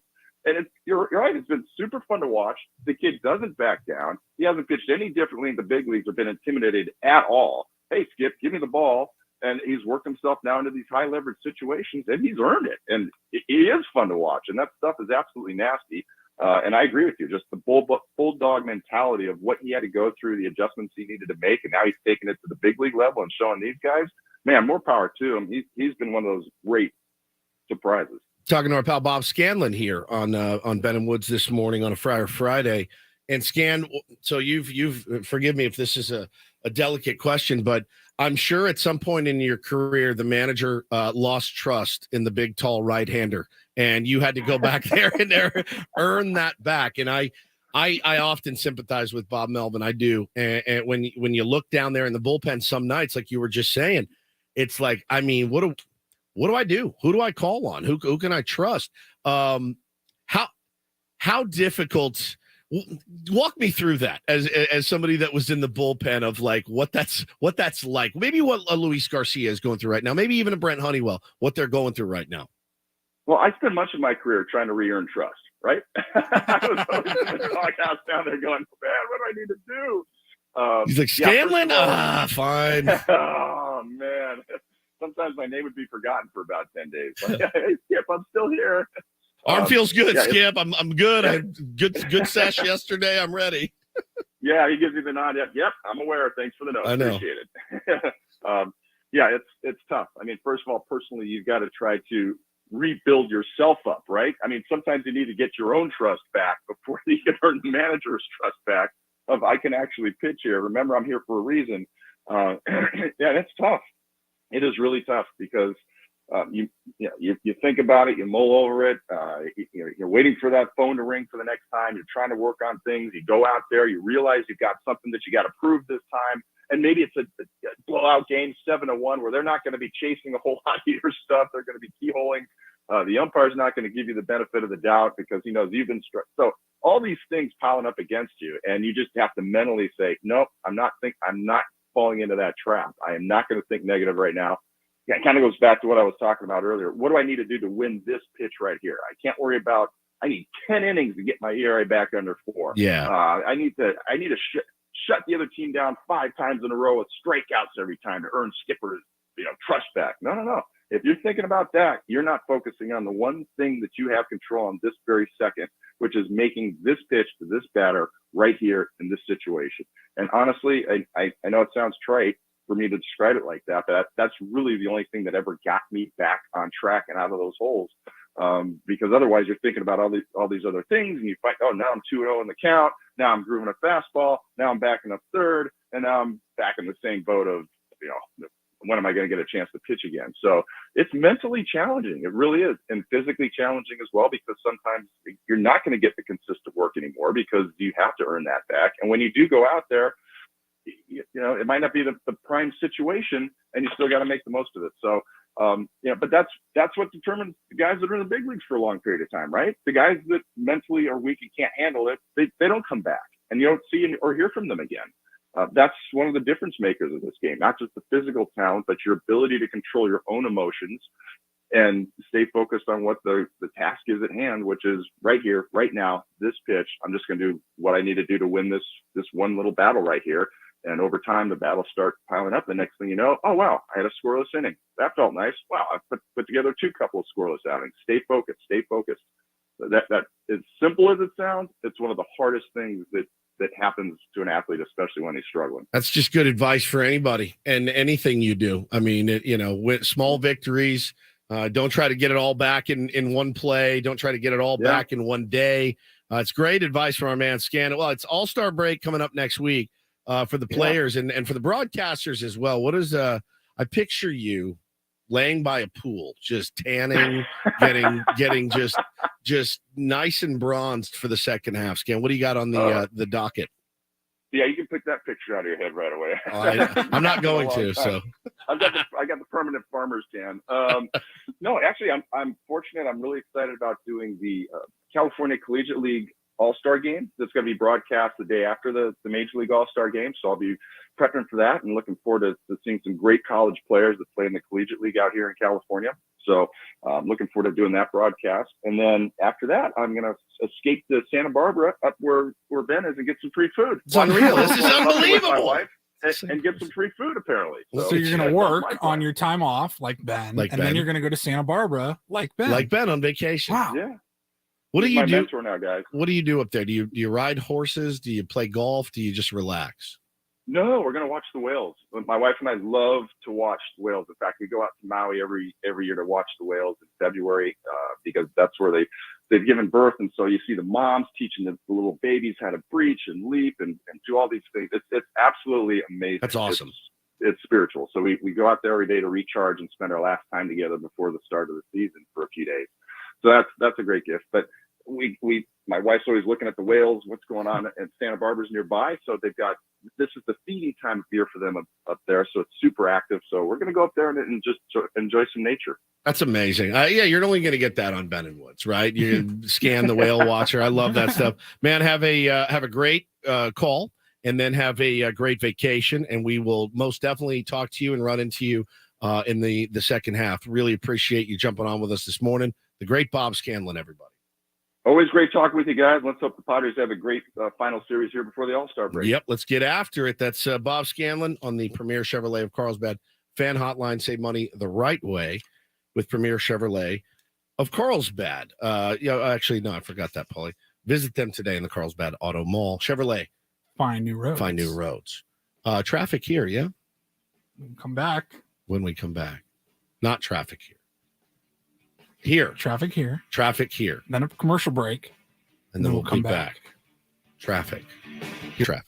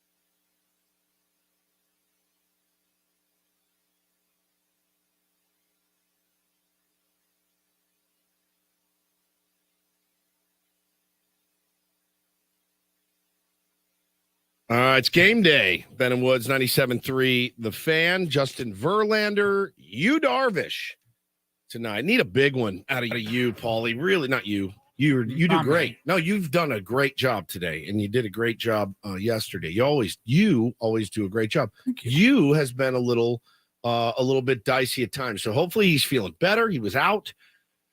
And hopefully he's ready and recharged. We need a big second half. And really, there's 3 games left in the first half, but second half starts tonight. What happens this weekend is going to determine. You want to go into the break feeling really good. And the Mets, man, had such a rough go until recently. I think they've ripped off 5 in a row, swept the Diamondbacks. Thank you for that. Bring 5 those in guys. a row for them. 4 out of 5 for the Padres. I think so. Yeah. Okay. Yeah. I mean, it's battle of 2 teams with really mediocre records, but both have aspirations and high payrolls and are ready to get out of this funk and make a run. Who's it going to be? Not just high aspirations, but also a level of expectations that they will turn it around. Oh, yes. I mean, I don't get the sense that Padres fans are ready to just throw in the towel. Absolutely. And Met fans certainly we talked to Casey Stern in our 6 o'clock hour, biggest Mets fan we know, and he's not ready to throw in the towel either. No. The similarities between the 2 teams. It's staggering. How if things go poorly for both the Mets and the Padres over the next 2 to 3 weeks, all of a sudden you're sellers. How are you a seller for 2023 but maintain the championship window in 2024? Well, if you're the Mets, you do it because you have Steve Cohen, and he's like, whatever. We got Peter Seidler. We do. Who's also like, whatever. Well, we do, but we also heard, if they end up having to sell, that'll be the most fascinating part. How much will Steve Cohen eat? And according to Casey Stern, he'll eat whatever he has to do to get rid of Max Scherzer. You can trade a couple of prospects and he'll eat the salary. Like Peter's not going to do that. We're not trading Xander Bogaerts. We're not trading Manny Machado, who just signed 11-year, 10-year deals this offseason. Steve Cohen might. He at this point, you never know. Lindor, whatever he owes him. You know what? We'll scrap it and start over. See what we can get. I mean, really, like he's a bit of a wild card. But I think as far as expectations go, I'd say the Mets probably. I think the expectations were higher for the Mets than they were the Padres, but they're both. If it's 1, it's 1 and 1A, right? Like as far as expectations going into the season. But hey, man, those days are gone.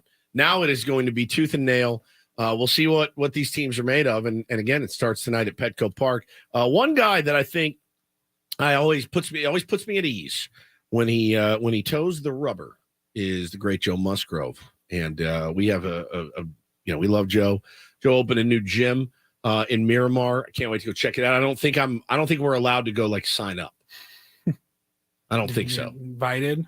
No, I think it's already full. If what I saw online was accurate, I think it's already full with people wanting to go in and train.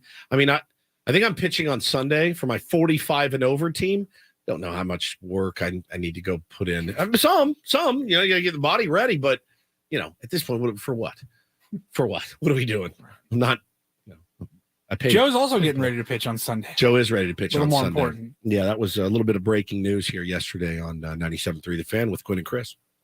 Yeah, I mean, hey, we got to stay under control. There's a lot of baseball left, and if we sit here and panic and woes me about how bad we're playing and this and that, that doesn't help anybody, especially our chances of winning. So, we got to look at the group that we have in there and realize that we haven't played our best baseball yet, and that we are still in striking range.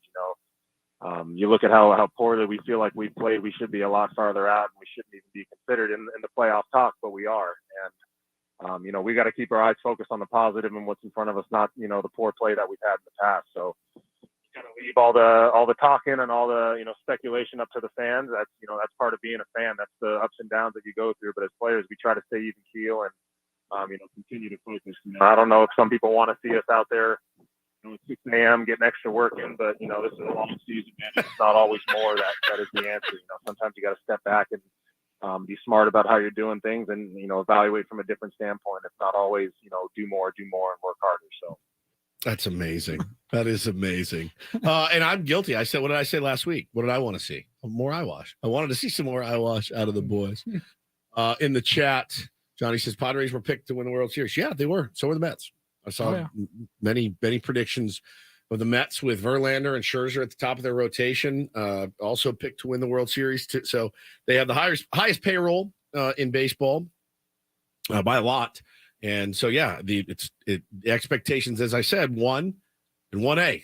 That's pretty much lines up right next to each other. And neither team has delivered yet, but I like what Joe said. He also talked about, and there was some questions on whether or not he would take the ball on Sunday, and he has answered that question. I think that's in this one. Is that in this one? They asked him about his plans for the All-Star break. Nice. And he was talking about the upcoming week. Yeah, I mean, everyone's going to be staying ready and, tapping into some of those things that they've, wanted to have some time to work on. And, the All-Star break's nice because, you don't have to worry about results. You can go out there and stick to a program, do your drills, whatever it is that you feel like is going to get you right without worrying about having to go out there that night and perform. So it gives you a couple days to really fine tune some things. But, you got to remember that, we are baseball players, but we're people, man. Guys got families, guys have other businesses, guys have things going on. And, a lot of the fans don't always see it or don't hear about it, but, guys have issues, there's things going on with their families back home or, across the country and other countries for some of these guys. And, that weighs on them. So it's a chance for everybody to go home, tighten things up at home, see their families, see their kids, and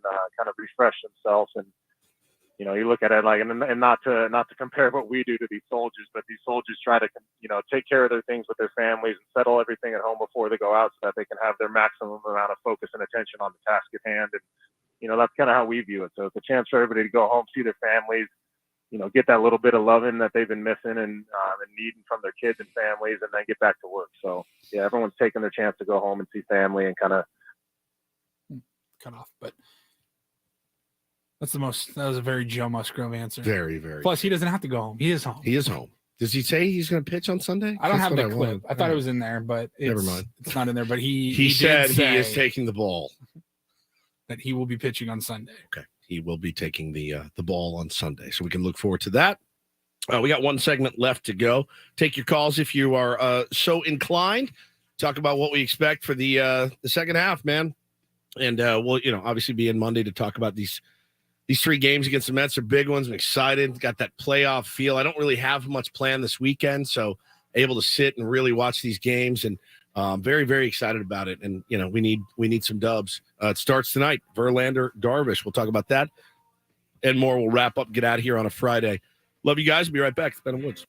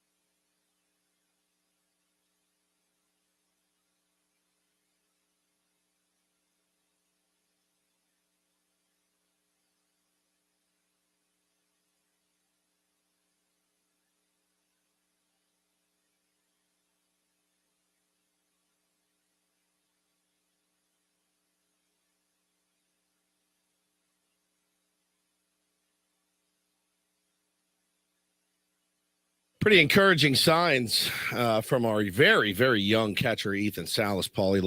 Last 6 games, he's got 5 homers, 3 doubles, 10 stakes. Oh, my God. I've seen enough. Hitting it to all fields.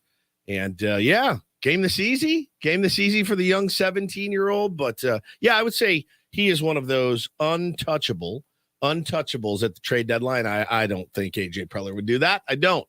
There's a lot riding on this young man, a lot invested in him, and could be the catcher for the future, a position that we are so desperate for.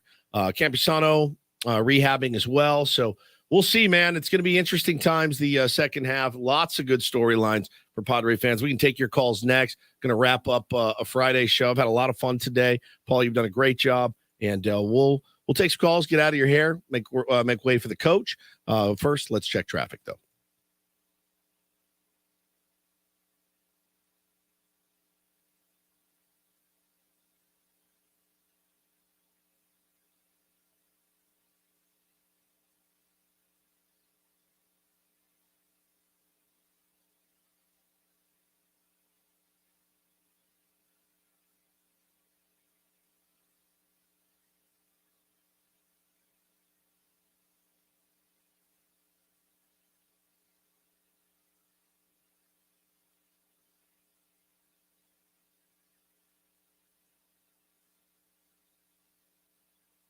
Thank you, Kelly. Julian in the chat, Paulie on YouTube says, I was lucky enough to meet Juan Soto and Niebla yesterday at work.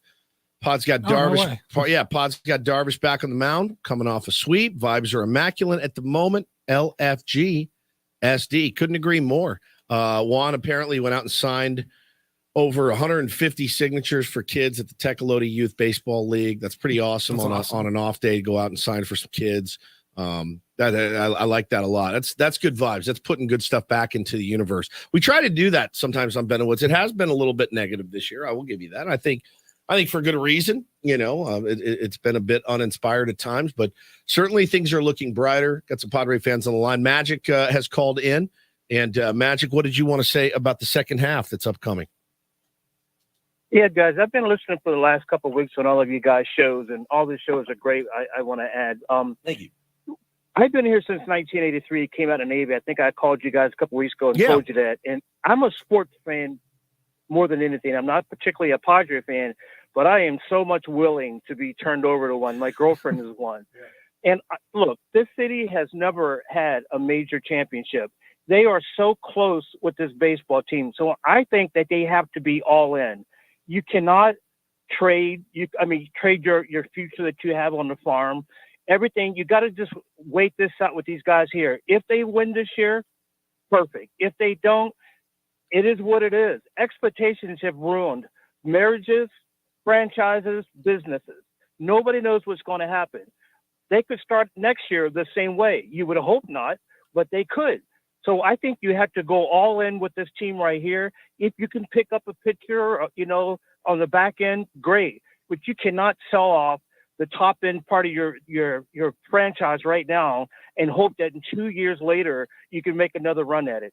Great call. We've done that. We've done that here. I mean, it's happened. We've traded a lot of guys on the farm. We've added big league pieces. A lot of them have worked. A lot of them have, or some of them have worked. A lot of them haven't. And I don't know that. I don't know. Padre fans are ready for that again.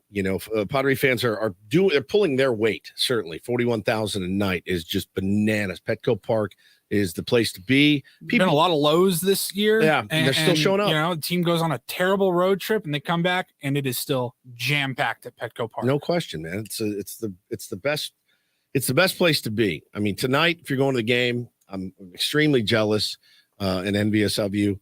I'm not going to go. I don't know that I'll make it this weekend. I want to. We got Verlander and Darvish tonight. Yep. I know Snell's pitching tomorrow against Peterson, I believe. Peterson tomorrow, and then Scherzer on Sunday. I don't know if it's Scherzer yet. I saw it as TBD. That said, that could have changed. So, and you'll have Musgrove on the bump on Sunday. So, yeah, man, this is a big series. ESPN is saying Scherzer versus Musgrove on Sunday. Ooh, that'll be good. That'll be good. I like that.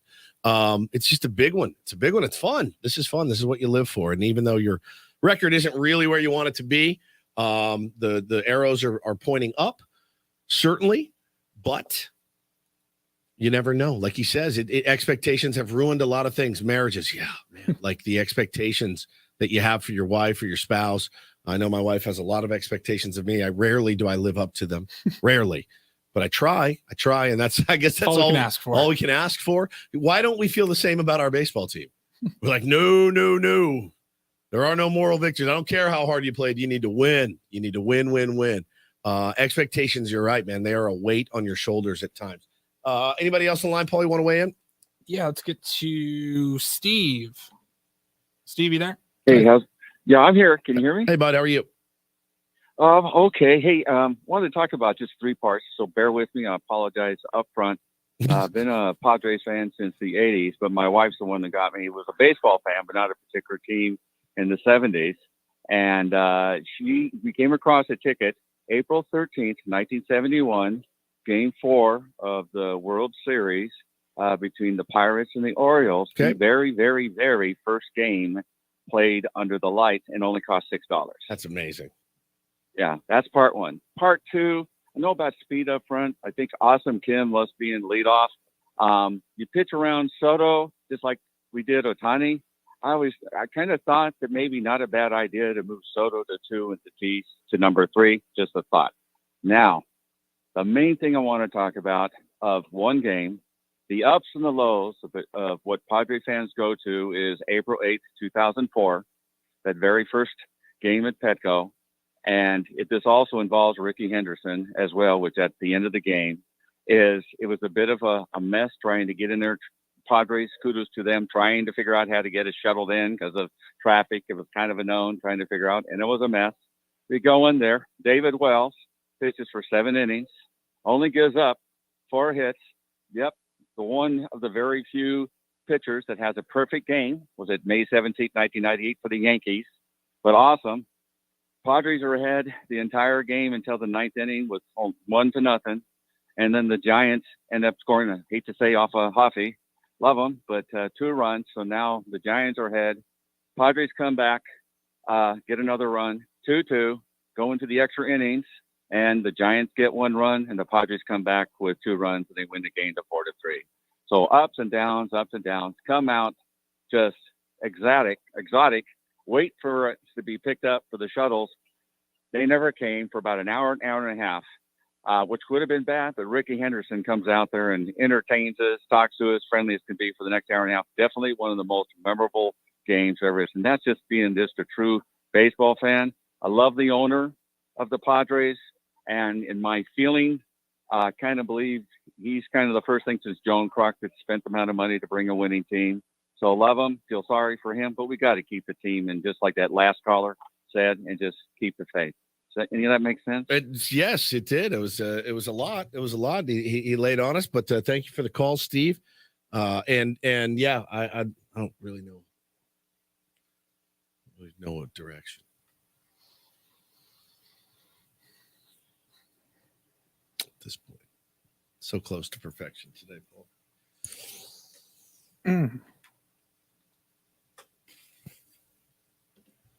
Wayne's on the line. Hi, Wayne. What's up, Wayne? Hey, what's going on? No, not much. How are you? Literally nothing. Fantastic. Hey, I got to tell you, I listen to you guys a lot. I'm on the road a lot. And for a while there, I had to stop listening to you guys because you guys were so doggone negative. I know the team was sucking, and it still is, but the bottom line is, as positive fans, we put out in the universe being positive. It's going to be better for the team in the long run. We should keep this team together. We should keep Snell. We should keep Hader. The owner has given us a hope and a chance. I'm a native. I was born here in 1960 in San Diego, and I've been a Padre fan since '69 when I was 9 years old. And this is fantastic, even when we lose. But just remember this year, we have lost a bunch of games by 1. We always seem to lose by 1. It can flip around. The Mets, the Phillies, for instance, they went 19-6 over in the month of June. They have the same record that we do, and they're right in the hunt. We should turn around and do 19-6 right now. It's just one of those things where we just need to keep the faith, keep this team together, and as far as Soto, I'm not a huge fan of Soto either, but I'll tell you what, he actually is starting to play a whole lot better. And we're not going to do anything at the trade deadline with him. And we have to do something in the off season. But why not give it a shot? Offer him a contract. Do whatever. I know he has an agent that wants to make him a gazillion dollars. But there's a reason we picked him up in the first place. He's a damn good ball player. Our best player, Tatis, I'm so impressed with his turnaround. It's not even funny. He should be in the All-Star. I know I'm going all over the place. It's all right. But I love you guys. I do it too, man. I appreciate it. And it is interesting in this job. This will be forever the thing that keeps me up at night is one person will hear us be negative and like, I'm not listening. Right. But then we're the negative guys. Right. But then the other person's like, you guys are so soft on the team. You're so optimistic and bright-sided. And I think I can only speak for me. I'm not going to speak for Ben. I'm here with Ben every day when he's actually here. You know, he's more of a bright sider. When things go bad, we talked about it yesterday. When things go bad, he's optimistic. Yes. When things are going good, he's actually negative. a little negative. It's weird. And I have just this season, it's just been an odd one for me. I haven't liked what I've seen a lot of the times, and I'm going to tell you. And if I really feel it in my gut that this team's going to turn around, you'll know. You will absolutely know. I screamed at you last year. I did. I was screaming at people. I was fighting with people on Twitter. I really believed in my gut that team was something special. I'm not saying this team cannot be that. They absolutely can. And frankly, they should be. They should be 100%. But I just haven't gotten there hasn't been the moment where I said, okay, it's very clear they're together. It's very clear that they are on the right path. There have been some glimpses here and there. As of late, Scan was mentioning the Cincinnati game. And yeah, it sucks in a loss, to take, but you have to take some positive things out of it. And they did, and they have played better. So again, it sucks because it's, what have you done for me lately? Right. You go out and get bodied by Verlander tonight. It's going to be, a lot of people are going to say, well, okay, we were a little bit fooled.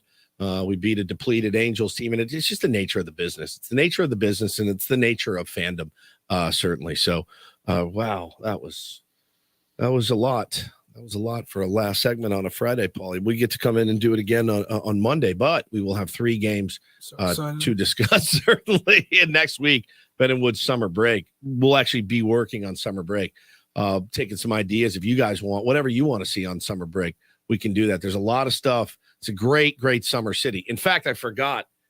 I forgot that it's like summer, right? Right. And everywhere I go now, there's traffic. I went to get a sandwich yesterday at Jersey Mike's. Go figure. There were 40 people in front of me in line. And I got in and I was like on my phone messing around. And then I looked up and I'm like, I've been here for 10 minutes. We haven't moved. And I was like, well, now I didn't want to walk out. So I sat and wore it for 15, 20 minutes to get a tuna sandwich. Oof. And I remembered, and then I pulled out of the parking lot. Paulie, it was like a 15-minute wait to get out of the parking lot. Oh my God. Everyone's here. Over the holiday weekend, we were off Monday. Like, I got everything done that I needed to get done as far as like grocery store or anything like that by Sunday morning, because I'm like, I'm not going anywhere Monday or Tuesday. It's 4th of July. You got the Zonies coming into town, all of that. Stay away from the beach, stay away from the high traffic areas. It's just a nightmare sometimes. Yeah, and this is that city where everyone comes to visit, right. for people from LA come south, people from Arizona. Look come outside. west. Look outside. It's Absolutely gorgeous. perfect day. You know what I'm going to do when I get home tonight? I'm going to go home and get into bed. Yeah. I have the whole house to myself, and Hannah's working. The kids are at school. It's a great day to go home and decompress and lie in bed, listen to a podcast, watch a show. There's a good news show. Craig Elson didn't come on today. He was on vacation. A couple things I wanted to shout out. So Rick Rubin has a podcast. You should go listen to that. Search for, I can't remember what it's called, but it's Rick Rubin's podcast. He had Trent Reznor on from 9 Inch Nails. Best podcast I've ever heard in my life, ever. Completely mind-blowing. Go listen to that. Then there's a show on Apple TV called Hijack, and it's with Idris Elba, and it's fantastic. Okay, I think I've seen a promo for that. I started watching it last night. Check that as well. It's a little crossing streams for you with Craig being out. Let's end the week, Paulie, with our beloved Ben, who is on vacation with, just the things Ben likes. The things he likes. I like good, juicy, sweet strawberries. I like a good marching band. I like a good thin pancake. I like a Nickelback song or two. I like a barbecue chicken pizza. I really like those seeds. I like a midnight buffet. I kind of like the smell of soft scrub. I like more of a small derriere. I like cake. I like Ed Sheeran. I like both a hamburger and a cheeseburger. I like clocks. I like how I've kind of set up my life. I like grasshopper pie. Oh no, I like it creamy. I like good, firm banana. I like just looking out at the sea. I like eating. I like moist. I like curry. I like big butts. I like fried Brussels sprouts. I like more of a firm filling. I like corn. I like Nordstrom. I do like musicals. I like pepperoni. I like nice hotels. I like Nick getting a start today. I like nuts. I like Steph Curry. I like that song. I like Squirt. I like Saki. I like San Diego State. I like Straight Up, Paula Abdul. I like the beef and broccoli. I like to mix it up. I like Science Experiments. I like that song. I like the crispiness of the waffle. I really like cheese. I like the little lunch meat. I like very straight lines. I like cannelloni. I like a well-crafted headline. I like brown sugar. I like maps. I'll say I like Justin Turner. I like Ben Higgins, and I like Fridays, and I like going home and taking a nap, Paulie. What a great 3 hours and 45 minutes that was today. I really enjoyed our 3 hour and 45-minute show very much. As most days we do. It's so true. I really loved the prank call we did. I would like to do more of those. Yeah. So I'll see you bright and early Monday. And we will meet you down here on Sunday. Let's just do more. Let's do more Ben pranks. Thank you guys for hanging with us today. We really appreciate it. Any plans this weekend, Paul? You guys going to go to the ball yard at all? I don't believe so. That could always change, but I think we're laying low this weekend. I got some family coming into town, so we'll just be hanging, man. Got the outdoor patio TV set up. It's just beautiful out. If you want to come watch some real baseball, we'll see you at 1:00 at Orange Glen High. No, but I'll be available Sunday. at 12:30 for you to call me and fill in. And come out and play. All right, we'll see you guys Monday. Let's go Padres. Big series. I guess let's put some positivity out there. All right, we are San Diego's #1 sports station. We are Ben and Woods. We are 97.3 The Fan. Have a great weekend. Good luck.